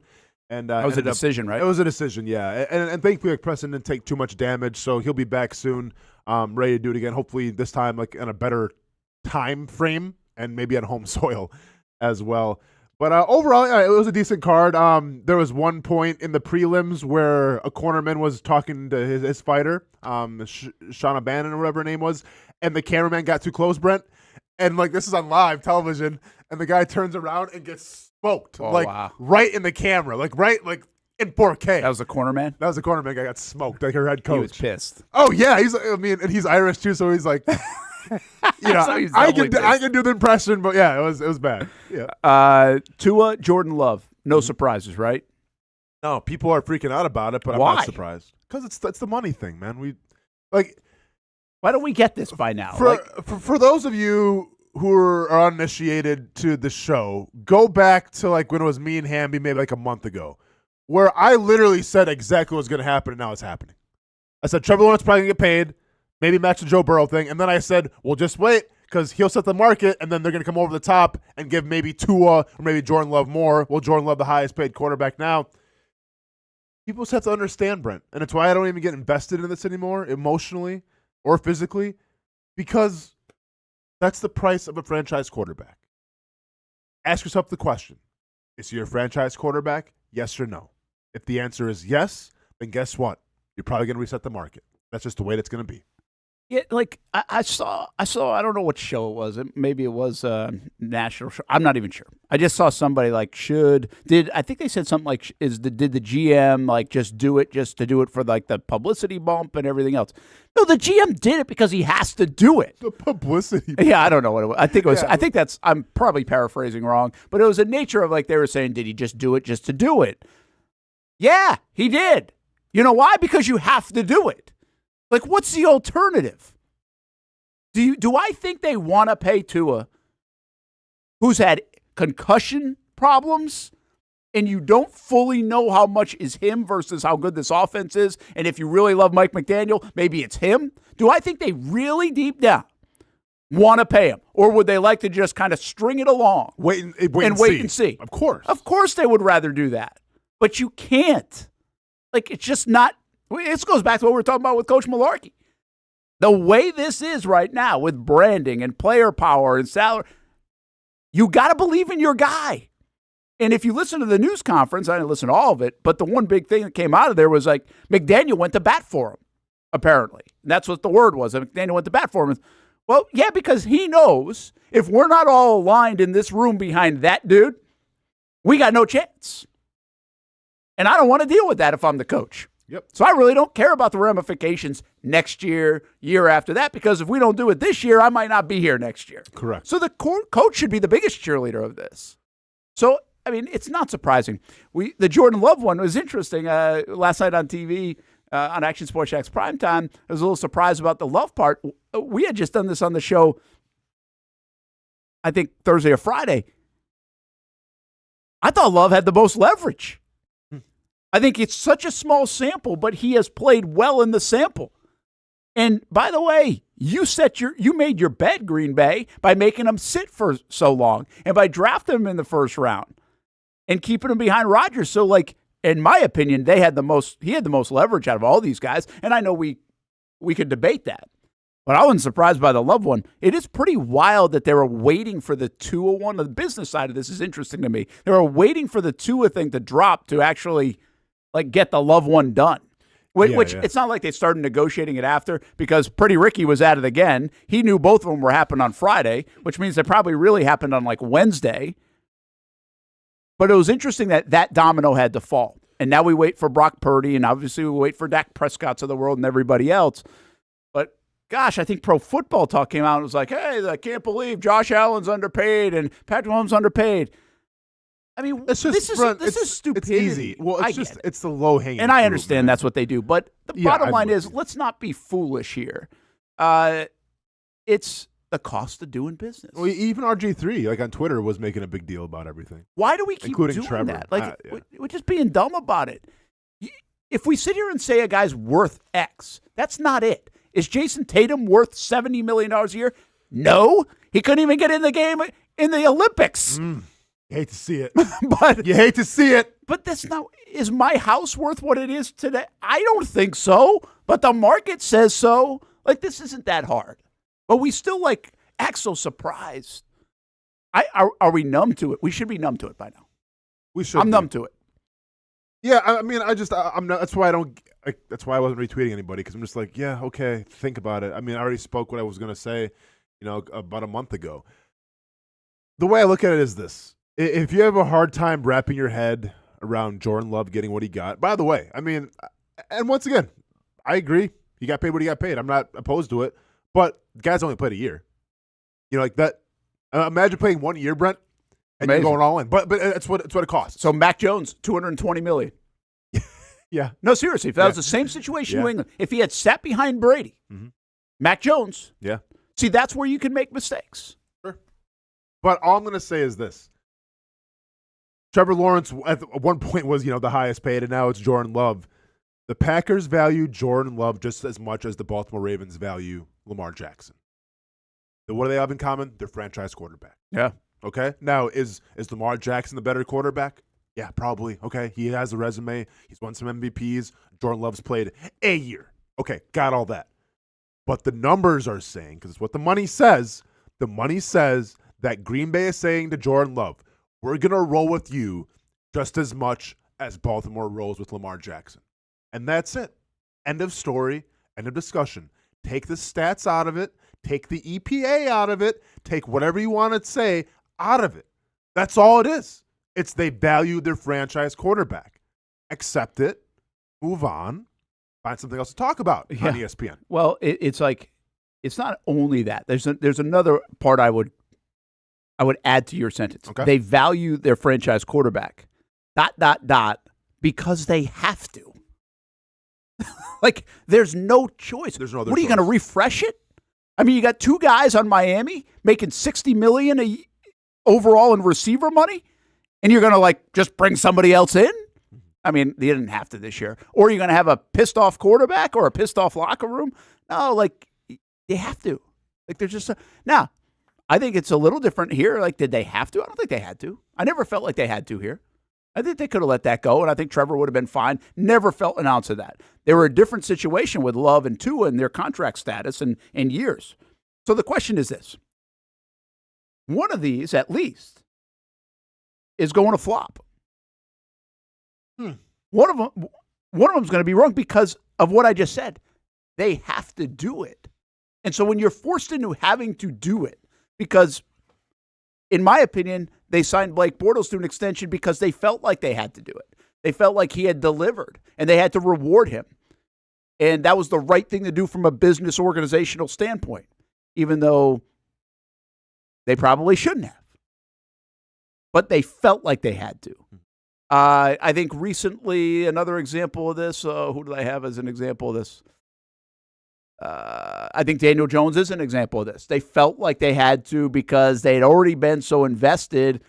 Okay, we're going to go the extra step. Instead of somebody making the call, this dude is not it. And we don't know that for sure, in fairness to him, but they felt like they had to do it. When you do that, it's going to blow up in your face for somebody. Trevor, Tua, Jordan Love, who else just recently got deals? Whether Dak gets it. Goff got a deal. Goff. So you take those handful of guys, because again, Dak's going to get one. Purdy's probably going to get one. When you take those guys, which one's not going to work out? Because I'll tell you another one that right now is in the face of not working out, that isn't as highly scrutinized or public, is Kyler Murray. They felt like they had to, or they made the move to, at $46 million a year, he has not played like that kind of quarterback at all. He has not played like that quite yet. But if you're asking me out of the current, like, newly paid, that's a good question. I lean towards Tua. And once again, like, I mean, with my knowledge, I feel like they can all be pretty successful. But I get what you're saying. Like, that's not going to happen. So if I'm going to pick one that could sputter a little bit, because we'll see how the whole Tyreek Hill situation works out. Like, he wants to get paid more. Can they afford to keep Tyreek Hill? Do they just rely on Waddle? Like, what happens if Tyreek Hill leaves Tua? Then now what are we talking about? Like, I think right now, and I'm not saying Tua's a bad quarterback, but no quarterback depends more on their offensive weapons than Tua Tagovailoa. Absolutely. So I lean towards him. Yeah, that's the first one that jumps in my mind. I don't know how good Tua is. I don't think he's bad. I just don't know how good he is. And also, I think you do factor in injury. Like, we've forgotten about the injury stuff. That injury stuff was legit. Like, that can still happen, unfortunately, and you hope it doesn't, but it can.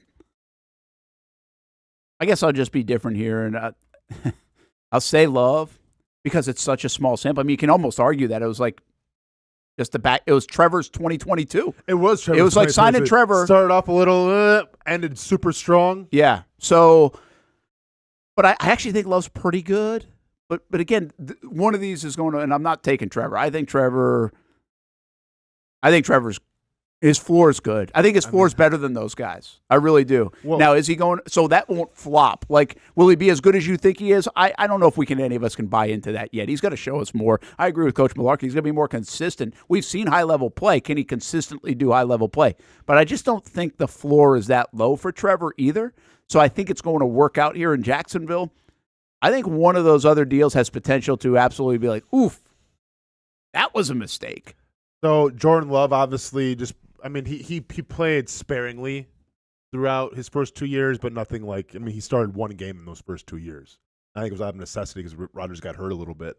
But 2023 last year, made 17 starts, goes 9-8, but had 32 touchdowns, 11 interceptions, 4,159 yards passing. Pretty legit numbers. Good. And once again, I get you're not a rookie, but it's your first year. Yeah, I think. I think he's actually a pretty good player, and I think you brought this up today in our chat. Like, I think you started to bring it up a little bit with Mike Mularkey. Green Bay's figured it out. They might be on the verge of now a 35-year run of quarterbacking. Yeah, you might have the best trifecta of quarterbacks back to back to back in NFL history. I still lean more towards Montana, Young, and then Garcia.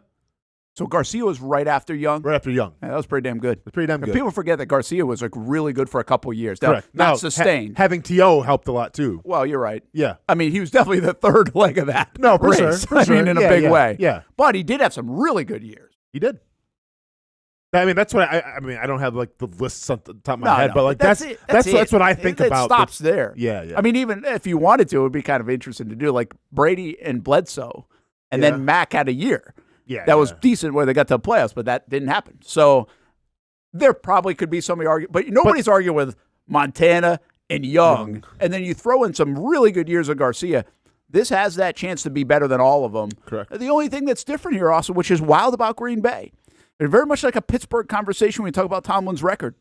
And I'll take one Super Bowl right now in Jacksonville, no problem. So I'm not criticizing too much, but with those kind of quarterbacks, to only have 2 Super Bowls in that span, feels like not good enough. No, absolutely. You're not wrong. You're definitely not wrong. I guess it begs the question, but is that the blueprint? Is that the way to do it? Like, say, because listen, and I remember being a Packers fan, growing up, and like when they drafted Rodgers, and everyone was just like, "What? Yeah, what? Huh? Why? We have Brett Favre. He ain't going nowhere. He's Wranglers. He'll be here forever." Just playing some backyard football. You're good. And then we got Rodgers. It's like, okay. But Rodgers came in. It's okay. I get it. Bart, we'll see you later. People forgot his name for a second. And the same thing happened with Jordan Love, where Packer fans were like, what? Nevada? Play football in Nevada? And now look at it. And it's just, it begs, like, I get in the moment, like, if we're, whatever, 8-9 years down the line, Brent, Trevor getting on the statue outside of the field, I wonder if we're going to have that conversation one day where it's like, okay, it's time. It's time. Time to groom the next guy. And maybe we'll say, like, we got to win now. Yeah. Because remember, when they drafted Aaron Rodgers, I'm pretty sure they're coming off a pretty good playoff run. I think for both guys, they were like, add a weapon. Exactly. Instead, and the other part of that story is when they're picking at 23 or 24, that's when you take them. Yeah. Both guys were picked in that. Yeah. I forget exactly where, but right there. So is that the way to do it, though, you think? Well, I think it is the way to do it in Green Bay. Sure. I think, here's the thing. I think if you're going to it's not the way to do it for everybody, Austin. The reason why is you can't have that kind of patience in Jacksonville. You haven't won. You can't have that kind of patience in New York because, they don't allow for that. Green Bay won, but they didn't, how many Super Bowls? We just talked about it, though. I know, but it's I know, it's consistent They're not winning. jumping all. The sports radio isn't going crazy in Green Bay. They're competitive. You think they're going to win every year with Favre. Mm-hmm. They're in the. He's been fun to watch. They haven't had a losing record probably in a decade. Totally different scenario where you can say, okay, we're going to bring in that next guy now. A place that could potentially do this, the next team to do this. I don't know if they're the next team. I'm going to say the next team is the Chiefs. Yeah. The Chiefs went from Alex Smith. They've built up all this equity with Andy Reid and Patrick Mahomes. They've put their organization in a spot where now you could say, okay, we're going to start grooming the next guy the same way we did with Patrick. Mm-hmm. He didn't play year one. Now, again, Green Bay sitting on these guys for 3 years. And part of that is the guy that before them is so good that even though you want to let him go, you can't. And that was a little bit organizationally. Like they would have liked to let Aaron Rodgers go probably like a year earlier or maybe 2. And even Favre.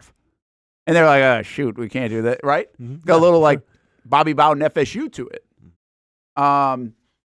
It's just fast. So I don't think it's the blanket formula for everybody because I don't think you can get away with it. I do think for some organizations that are in a good spot, and hopefully by that time the Jags are in a good spot. Yeah. If you take 10 years down the road and they've won, they got a Super Bowl, they're a perennial contender, then you can buy the patience of the fan base to say, okay, this is the right move. And then you can point to places like Kansas City and Green Bay and others, say, this is the way to do it. Oh, man, the entitlement we would get, Brent, if the conversations 10 years from now on the Brent Austen Show are like, well, I can't believe they drafted a quarterback for Trevor. Trevor just took us to the playoffs, and now we got this guy out of, I don't know, Sam Houston State coming in? What are we talking about? That's the other. You're right about that part of it with Jordan Love. It's like, Nevada? Yeah. Right? Yeah. What the hell? Yep. And remember, the other part about it wasn't that the fans were pissed. Aaron Rodgers was pissed. Yep. He wanted a receiver. Yeah. Like, give me a weapon. Help me. Yeah. That was the thing with Aaron Rodgers. The last skill position that was taken in the first round was Aaron Rodgers. Like, from that time they got Jordan Love, was Aaron Rodgers. They had never drafted a skill position in the first round. Yeah, that was the story. The time Aaron Rodgers got drafted to the time that Jordan Love got drafted, 0 skill positions in the first round. Which, by the way, I don't think is the way to do it. That was probably a mistake on their part, too. Yeah. If you look in hindsight, I don't think they would have signed up for that again. Yeah. Now, I don't know. I don't even know all the guys they drafted. They still did okay. Yeah. But that's what we're seeing now. And I know we had a different graphic up there, but with all these quarterbacks, what are we seeing? Investment around them. Yeah. And even the Jets have invested around now Aaron Rodgers more than Green Bay did. So I don't think Green Bay had the blueprint in that form. I think now you go get a lot of weapons and keep that guy happy. If you're going to pay him $50 million a year, you better keep him happy. Yeah. And put him in a position to succeed. But maybe the Packers do something that we didn't. Maybe the Packers knew that he didn't get it wrong with first round receivers. Like, look what happened with him and Quincy or Garrett Wilson. They're fighting in. Did you see that? I didn't see that. Oh yeah, they got in a little shouting match at practice. Did they? Rodgers and Wilson. I like it. Yeah. Oh, you like it? Well, I like it if they're the Jets. I don't like it here. Okay. I saw somebody today on Twitter say that Trevor was barking at some of the receivers and tight ends. Okay. And I'm not mad at that. Well, see that where you like, right? I like that. Some you like and some you don't. Listen, Coach, when we had Coach Mularkey on, in the first hour, definitely go back and listen to that great interview here on the Action Sports Jax 24/7 network. Well done. Podcast too, any time of day. We'll be up at 1:30. You had outshine me, didn't you? No, just adding on. You couldn't just let me bask in it. You couldn't let me bask in it, could you? All right. You just handed me the ball in the end zone and I spiked it. Hand you the baton. All right. But Coach Mularkey said that, Matt Ryan, he kind of knew right away because of the way that he took charge in the huddle. And I think I've shared this story before, but I'll say it again. In terms of quarterbacks that I did not like, and there's a lot of them, but I wanted to punch in the face a little bit. Matt Ryan was on top of the list. That surprises me. Because he was like the stand-up, Matty Ice, keeps it cool. Every single time we had like the inter-squad practices, every time, whether it was 7-on-7, whether it was like a walkthrough, we had to like half speed, every time he threw a touchdown, he would like look at us, like when I say look at us, like look at the defense and just like start swearing and be like, yeah, you bleeping like that? That's what I bleeping thought all day. Just this stuff. And I'm going off of like what I knew about him in college and like his interviews where he's like this, I'll be honest, Eddie Haskell type of dork. And then you're trying to like verbally assault me and like the defensive line and the secondary. Is like, it pissed me off. But then like when Coach Mularkey said that, I'm like, okay, maybe I get it. Maybe like there is something to be said for some alpha in there, having that alpha, that edge. Because, like your offensive linemen, your skill guys will all respond to that. Yeah. Like, yeah, I hated it from a defensive standpoint. I had to play against it. But having that in your corner, I'm sure you're all about it. Who was surprised you more when that happened? Breeze, when he said what he said? Drew Brees. Or Matt Ryan? Yeah, Drew Brees for sure. Because they're both kind of like nicest guys in the world, right? Yeah. But Drew Brees seemed to be like, holier than thou. Yeah. Like, So you were more surprised godly by his reaction. Well, yeah, because it was right on me. Like at least Matt Ryan's reaction was like at our entire defense, and celebrating. Drew Brees looked right at me in the eyes and said, "Get the bleep off me," and then bleep you. I'm like, whoa. There is something to be said for that coming from a quarterback. Now, you can't always have it, but there's something to be said for that. If you think about right now, if I were to ask fans, and there might be a bunch of them, over 3 years of play, what's the favorite moment of Trevor Lawrence in 3 years? Maybe I will ask it. Yeah. But two come to mind for me. And I think this is, once I remind fans of it, I think this is what they would say, or they would probably lean toward, more than the throw, the comeback, the whatever. Those are games. I'm talking about a moment that you can like capsulate for Trevor. And this goes into this conversation. Number one probably on the list is pointing to the scoreboard against Tennessee. As that clock's winding down and they're getting into it, and he's yapping. Yeah. We haven't seen it a lot, but we saw it right there. And I think there's a play that indicates a similar nature also against Tennessee. It's when he audibles to the run and stiff arms whoever it was out there in the open field. Yes. And so that he wasn't talking there, but his play kind of indicated it. Of course. If you think about like a play or a moment for Trevor in his young career in Jacksonville, I think those come to mind. And to your point, maybe you need more of those. Yeah. Maybe you get a little bit more, but you can't do those if you're not playing well. You got to back it up, right? Right. Like, and listen, I don't want to contradict myself here. I've always said that the quarterback, it's the double standard where you have to be even keel. You can't be too high, you can't be too low, because you're the pulse of that offense. You're really the pulse of the team, and how you act, people will respond to you.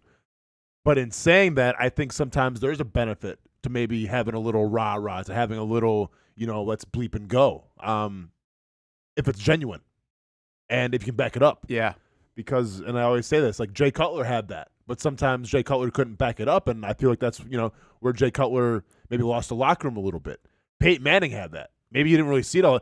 Go over and watch like an NFL film of Peyton Manning and see like how he would act on the sidelines if somebody blew up, like messed up a block or dropped the ball. Look at how Peyton Manning acted. Like, you want to say like he's like this, folk hero, wholesome dude, SNL, the halftime, whatever. Go watch him calling the Olympics now, by the way, too. But go watch him on the sidelines when like Jeff Saturday missed a block or missed like a key or Dallas Clark dropped the ball. Go watch how he acted then. No, I get you. I think you're right. And I think we say that with Brady. Brady, same way. Like, you have that. I mean, the let's bleep and go to start warm-ups at Foxborough, like that's a thing. Like, people like that stuff. You need a little bit of that. Heck, I'll even go back to the college days of what people like rally around with Tebow. Tebow had that in him as a quarterback. Like, people, that's what it does. I don't know if it does for players as much as it does for the outside folks, but I'm sure it does for players too. Like, especially if it's timed correctly. Can't be too much of it. Got to be the right amount. There's always times for it. But I actually think maybe Trevor can go to that card a little bit more. Maybe he doesn't use it enough. So if he was barking at people today, that's a good thing. Or barking at the other team. But again, you got to be barking at the right moments and playing pretty well. Hey, we're way up against it. Let's take a break. We might have to get a couple in here. Brent Austen Show. We'll talk a little bit about the Olympics. Also practice today. We'll show some of you what happened with the Jags offense. Much better day here on Monday. Brent Austen Show on a Monday.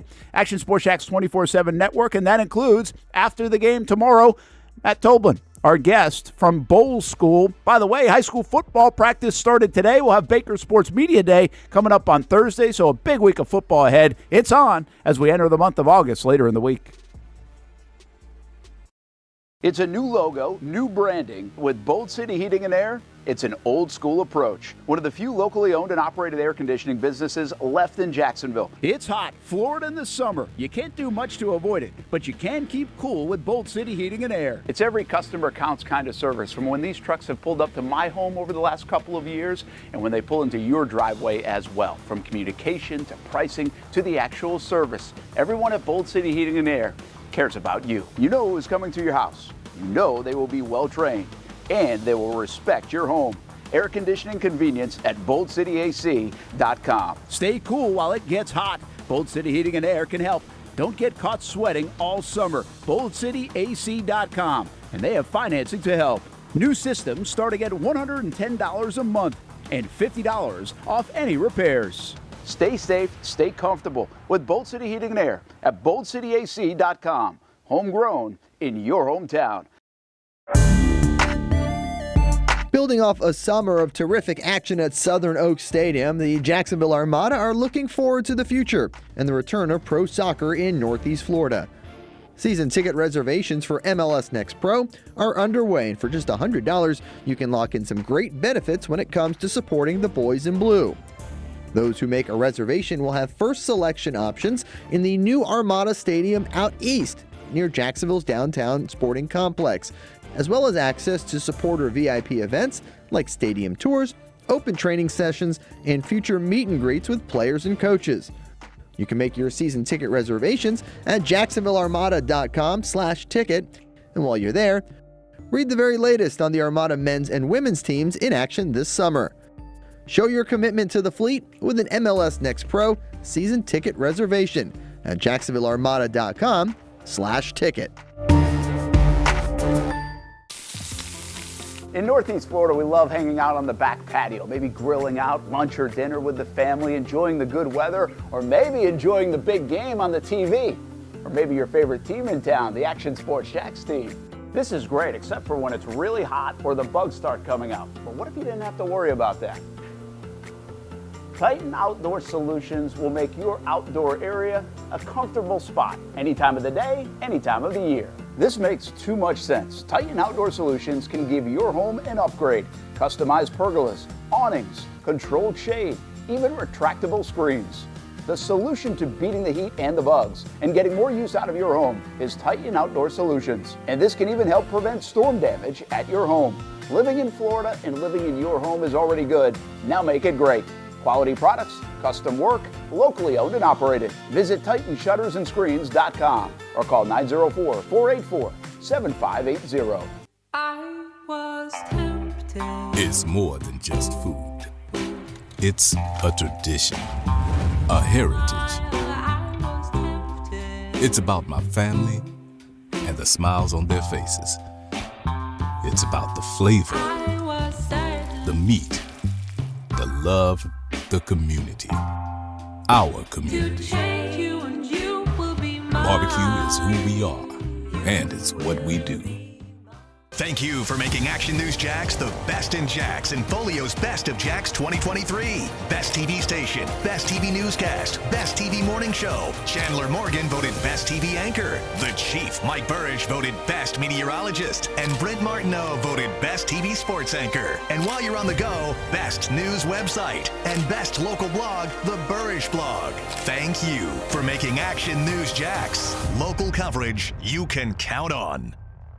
It's the place we party in football season with Jaguars All Access. Welcome to String Sports Brewery, everybody. Say hello to our guest tonight. That is Trevor Lawrence. You can bring your party or event to String Sports Brewery in Springfield any day and any time. Rehearsal dinners, corporate events, birthdays, here at Strings, you can enjoy the inside area and the outside area. Good for any weather, good for any occasion. Watch the games, play the games, shoot some hoops. Beer? Yeah, they have that. Plenty of choices. And sure, this is a brewery, but Strings is also a restaurant, and the food is fantastic. A full menu made from scratch meals. And if you need String Sports Brewery to help with a party at your place, they cater too.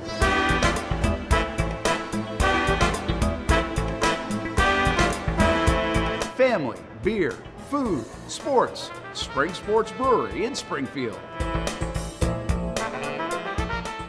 Welcome back to the Brent and Austin Show, streaming on the Action Sports Jax 24/7 network. What you got for me?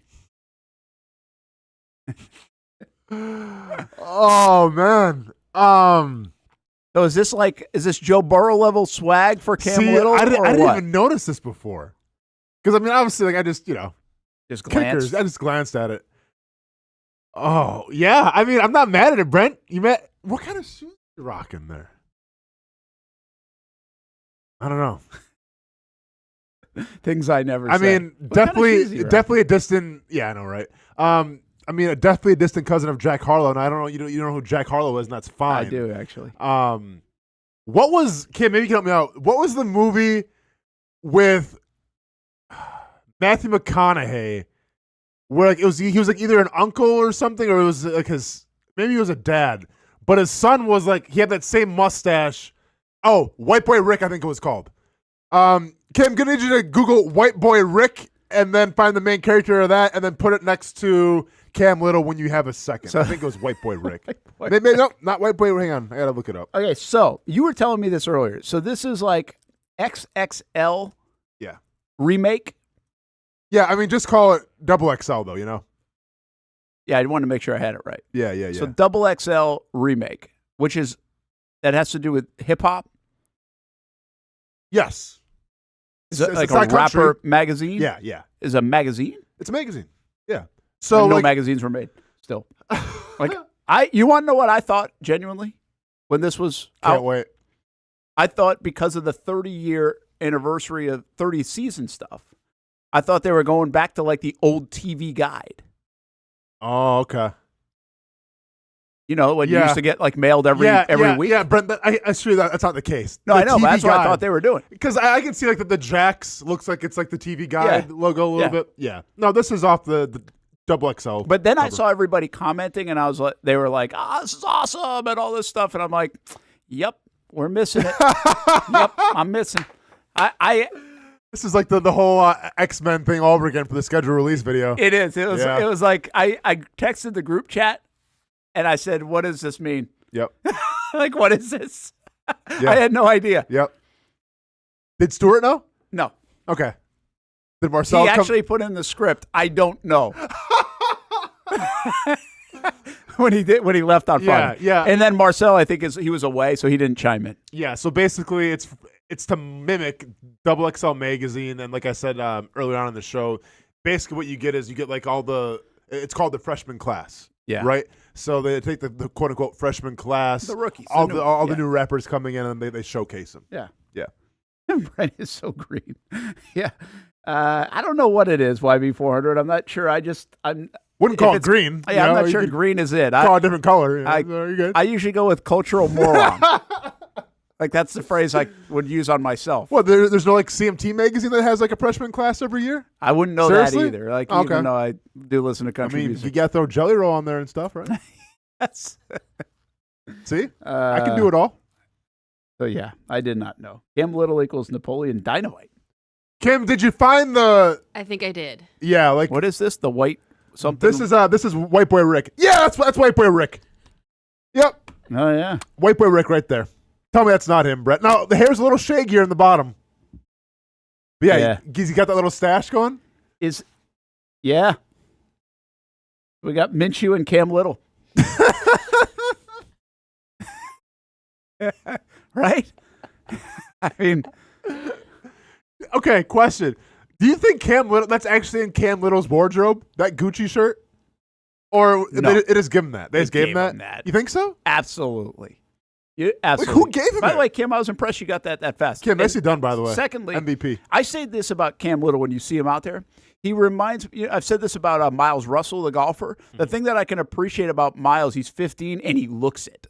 Yeah. This dude, Cam Little, he he seriously looks like 13, 14 years old. Yeah. And they made him look even younger with this photo shoot. I tell you, he's got a big leg, though, man. So you don't think he owns that Gucci sweater? No. I mean, I've never listen. I've never heard the guy. I've never before. talked to him. So okay, I'm just guessing. Okay. I'm saying no. Okay. You think he wore that around Alabama? I mean, I think he went to Arkansas. Arkansas. Yeah. Same thing though, right? I mean, come on, SEC. Yeah, starts with an A. Auburn, I mean, dude. Like he's rocking like he owns it. Like he looks pretty comfortable there with that mustache too, Brent. Like, is that mustache computerly like they? No, that's real. Photoshop that on there. Then then it leads me to believe that he owns that Gucci sweatshirt. He doesn't own it. Okay, I'm gonna ask him. Should we put some money We're on talking it? to him Wednesday. Should we put some money on it? Yeah, well, I'll bet So you. do you think like any other of these? I feel like all these guys own their clothing. Like it's what they would wear. I bet Cam Little has the NIL deals. I bet he's got that shirt. I bet that's his. I think you're probably right with all the other guys. So you think one of them just I think they had to go make. I mean, it fits I think them. they had to go help Cam Little. It for fits this them. shoot. All right. I'm just saying, maybe Cam Little's got like some underground Spotify hip hop album that we don't even know about that we should investigate. How much street cred in the locker room does he get for this? Oh, dude's a made man. that photo alone, he's a made man. All right. Nice, Glenn. You can keep the comments coming, Glenn. Nice, Glenn. All right, let's get some video in from today's practice. Let's go more serious. Trevor Lawrence and the offense looked better. Brian Thomas got in the end zone. There were touchdown passes.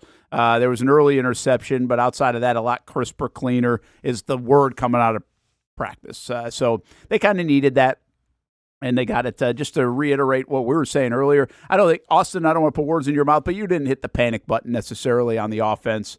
Mike Mularkey, we had on the show, didn't hit the panic button on the offense. Said 33 camps that he's been in, the defense is always ahead. Now, he did acknowledge that Detroit's offense looks really good. He was just up there these last couple of days. But overall, you could also sense, and I think this is important, it's not what Doug said today on the podium. It's kind of how he looked about it. And he was almost like, oh, boy, I know these guys are going to ask, like, drill this down like it's like week 4, and we just played Houston. Yeah. But it was a practice, and he tried to diminish that and say, it's not a big deal. We're fine. Yeah. And I took away from, if you go back and listen to what we were talking about the first hour here, like, yeah, I'm not worried about how the offense has looked so far. Like, I trust in Doug Peterson. I trust in Trevor Lawrence. It'll get cleaned up. And it sounds like it got cleaned up a little bit today. But I think a talking point going forward, a storyline going forward, like, hey, I thought we were going to be the whole summer talking about who's calling the plays.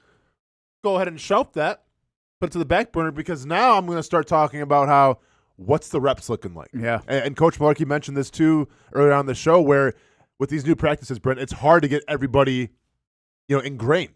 Like back when I was playing real two-a-days, let the ones run the entire first practice, second practice, 2s and 3s. Like you had time to work with everybody. You don't have that time anymore. So how you spend said time is a very important thing. And once again, are you divvying it up correctly where you're confident with the chemistry of your starters, but also you're confident with if one of them goes down, can you plug and play another guy and he doesn't miss a beat? One thing that Doug Peterson did say today as well as he was going through, he said it's all scripted. He said everything's scripted. He said, so it doesn't matter what they call on the defensive side. We are going to work on 1 through 12. And no matter what we see on the other side, we're going to work on 1 through 12 or 1 through whatever, right? However many plays. So that part of it is like, and he acknowledged this, and Press Taylor said this, I think, last week. You might not be in this look against that defense in the regular season or in a game, but for us right now, we are. And so it might just not work. Mm-hmm. I get that. I get that. Again, I think all those things are fine and true and okay, and I think we've settled down a little bit here in Jacksonville after today's practice. That's good. But the bottom line is, It was one of the worst offensive practices I've seen. And I think you can acknowledge that still and not be panicked and about the offense. It just wasn't a good day on Saturday. And so you hope those don't stack up. Because I do think one thing we've learned a little bit about Trevor Lawrence is that he does have a bad day in him. We've seen it in games. We've seen it even the rookie year. We saw it a couple of times. We've seen it, I guess last year I'm trying to think of like a bad game. I don't necessarily, that sticks out to me. You know, the games that he didn't, maybe he was kind of banged up at the end. So I don't know if I saw a bad game against no, actually, you know what? There was a bad game. Kansas City. Now, some will blame that on the receivers, but they were really close plays on the end of the goal line. I think he went 0 for 7 in the red zone. That'd quantify a bad game. I mean, 9 points scored against Kansas City in that one. So the year prior, we obviously had Denver and Houston and games like that. And I think even in practice, you say, okay, you can have a bad day. And we wondered where the floor is on Trevor. I don't think you're going to get a lot of those kind of days in practice or in games. But I do think he's capable of it, unfortunately. Maybe everybody is. No, for sure. I'm not going to lie. I didn't hear a word you just said because I've been watching him and Brian Thomas Jr. do their thing, and I'm wondering where I'm taking Brian Thomas Jr. in fantasy now. You like the look of him? I mean, it's a couple out routes, but yeah, I like what I see so far. He's a smooth guy. Very smooth. He really is smooth. Yeah. But he's another one that's had people on edge because Darby's been locking him up, and the corner's been kind of locking him up. He hasn't done anything to go, wow. Yeah. You know, and if you look around NFL camps, you're like, hey, there's a lot of guys saying, wow. True. So sorry, man. This I'm a is the sucker one for guy offensively. footage. Ingram's been very consistent right out the gates, it seems like. Yeah. Been very good. Yep. But, yeah, I mean, listen, Jags got stuff to work on. The good news today is that all of that's better than it was. Okay. Sorry, I wasn't paying. I mean, I feel like I was drinking a thing of wine. It's like you have to let it breathe. I was just taking it all in, man. I was taking the ambiance in.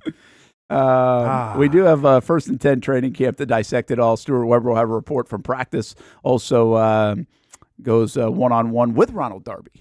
Nice. Today. Okay. We'll hear that complete interview tomorrow here on the show, but you get a glimpse of that tonight on First and 10 training camp, 11:15 on CBS 47 and Fox 30. We got a couple minutes left. Olympics. You've been all over the Olympics. All over it, Brent. Yeah. Watched the entire opening ceremonies. Watched every single country get introduced. Yeah, I love it. Can't get enough. The opening ceremonies got some attention. So, did I almost go on Facebook and call out somebody that used to work here? Oh, really?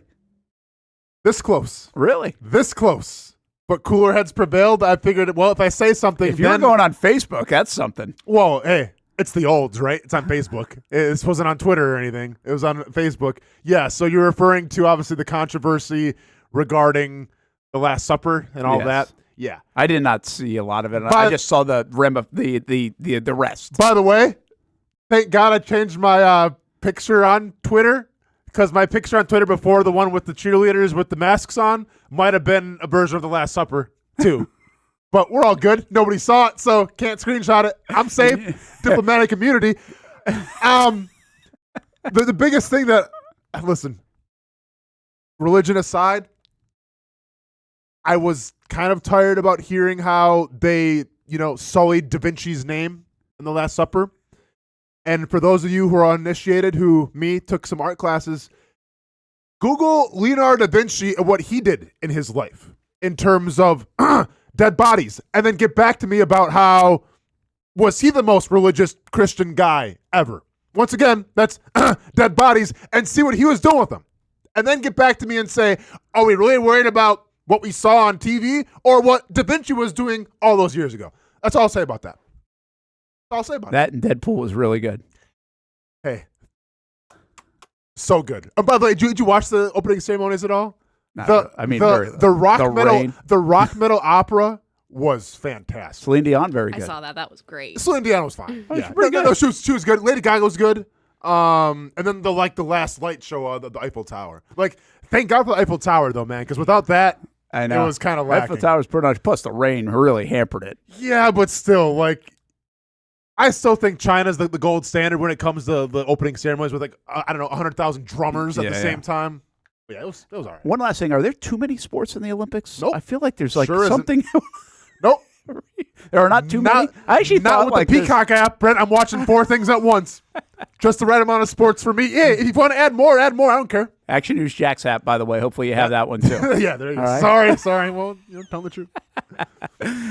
Gymnastics takes center stage this week. Simone Biles working through a leg injury. Real quick, Tyrese Halliburton and Jason Tatum not playing. Your thoughts? Yeah, I'm fine with it, but it is kind of surprising. Eric Spoelstra, you still available? It's kind of surprising. Eric Spoelstra, you still available? They're going to play a lot next. It'll be interesting now who he sits out at times. Yeah. Oh, Joel Embiid's to answer that question. Who got booed, by the way, from the French crowd. Okay, we got to get going. Jags offense was better today. 1st and 10 training camp tonight, 11:15. Hope you have a good rest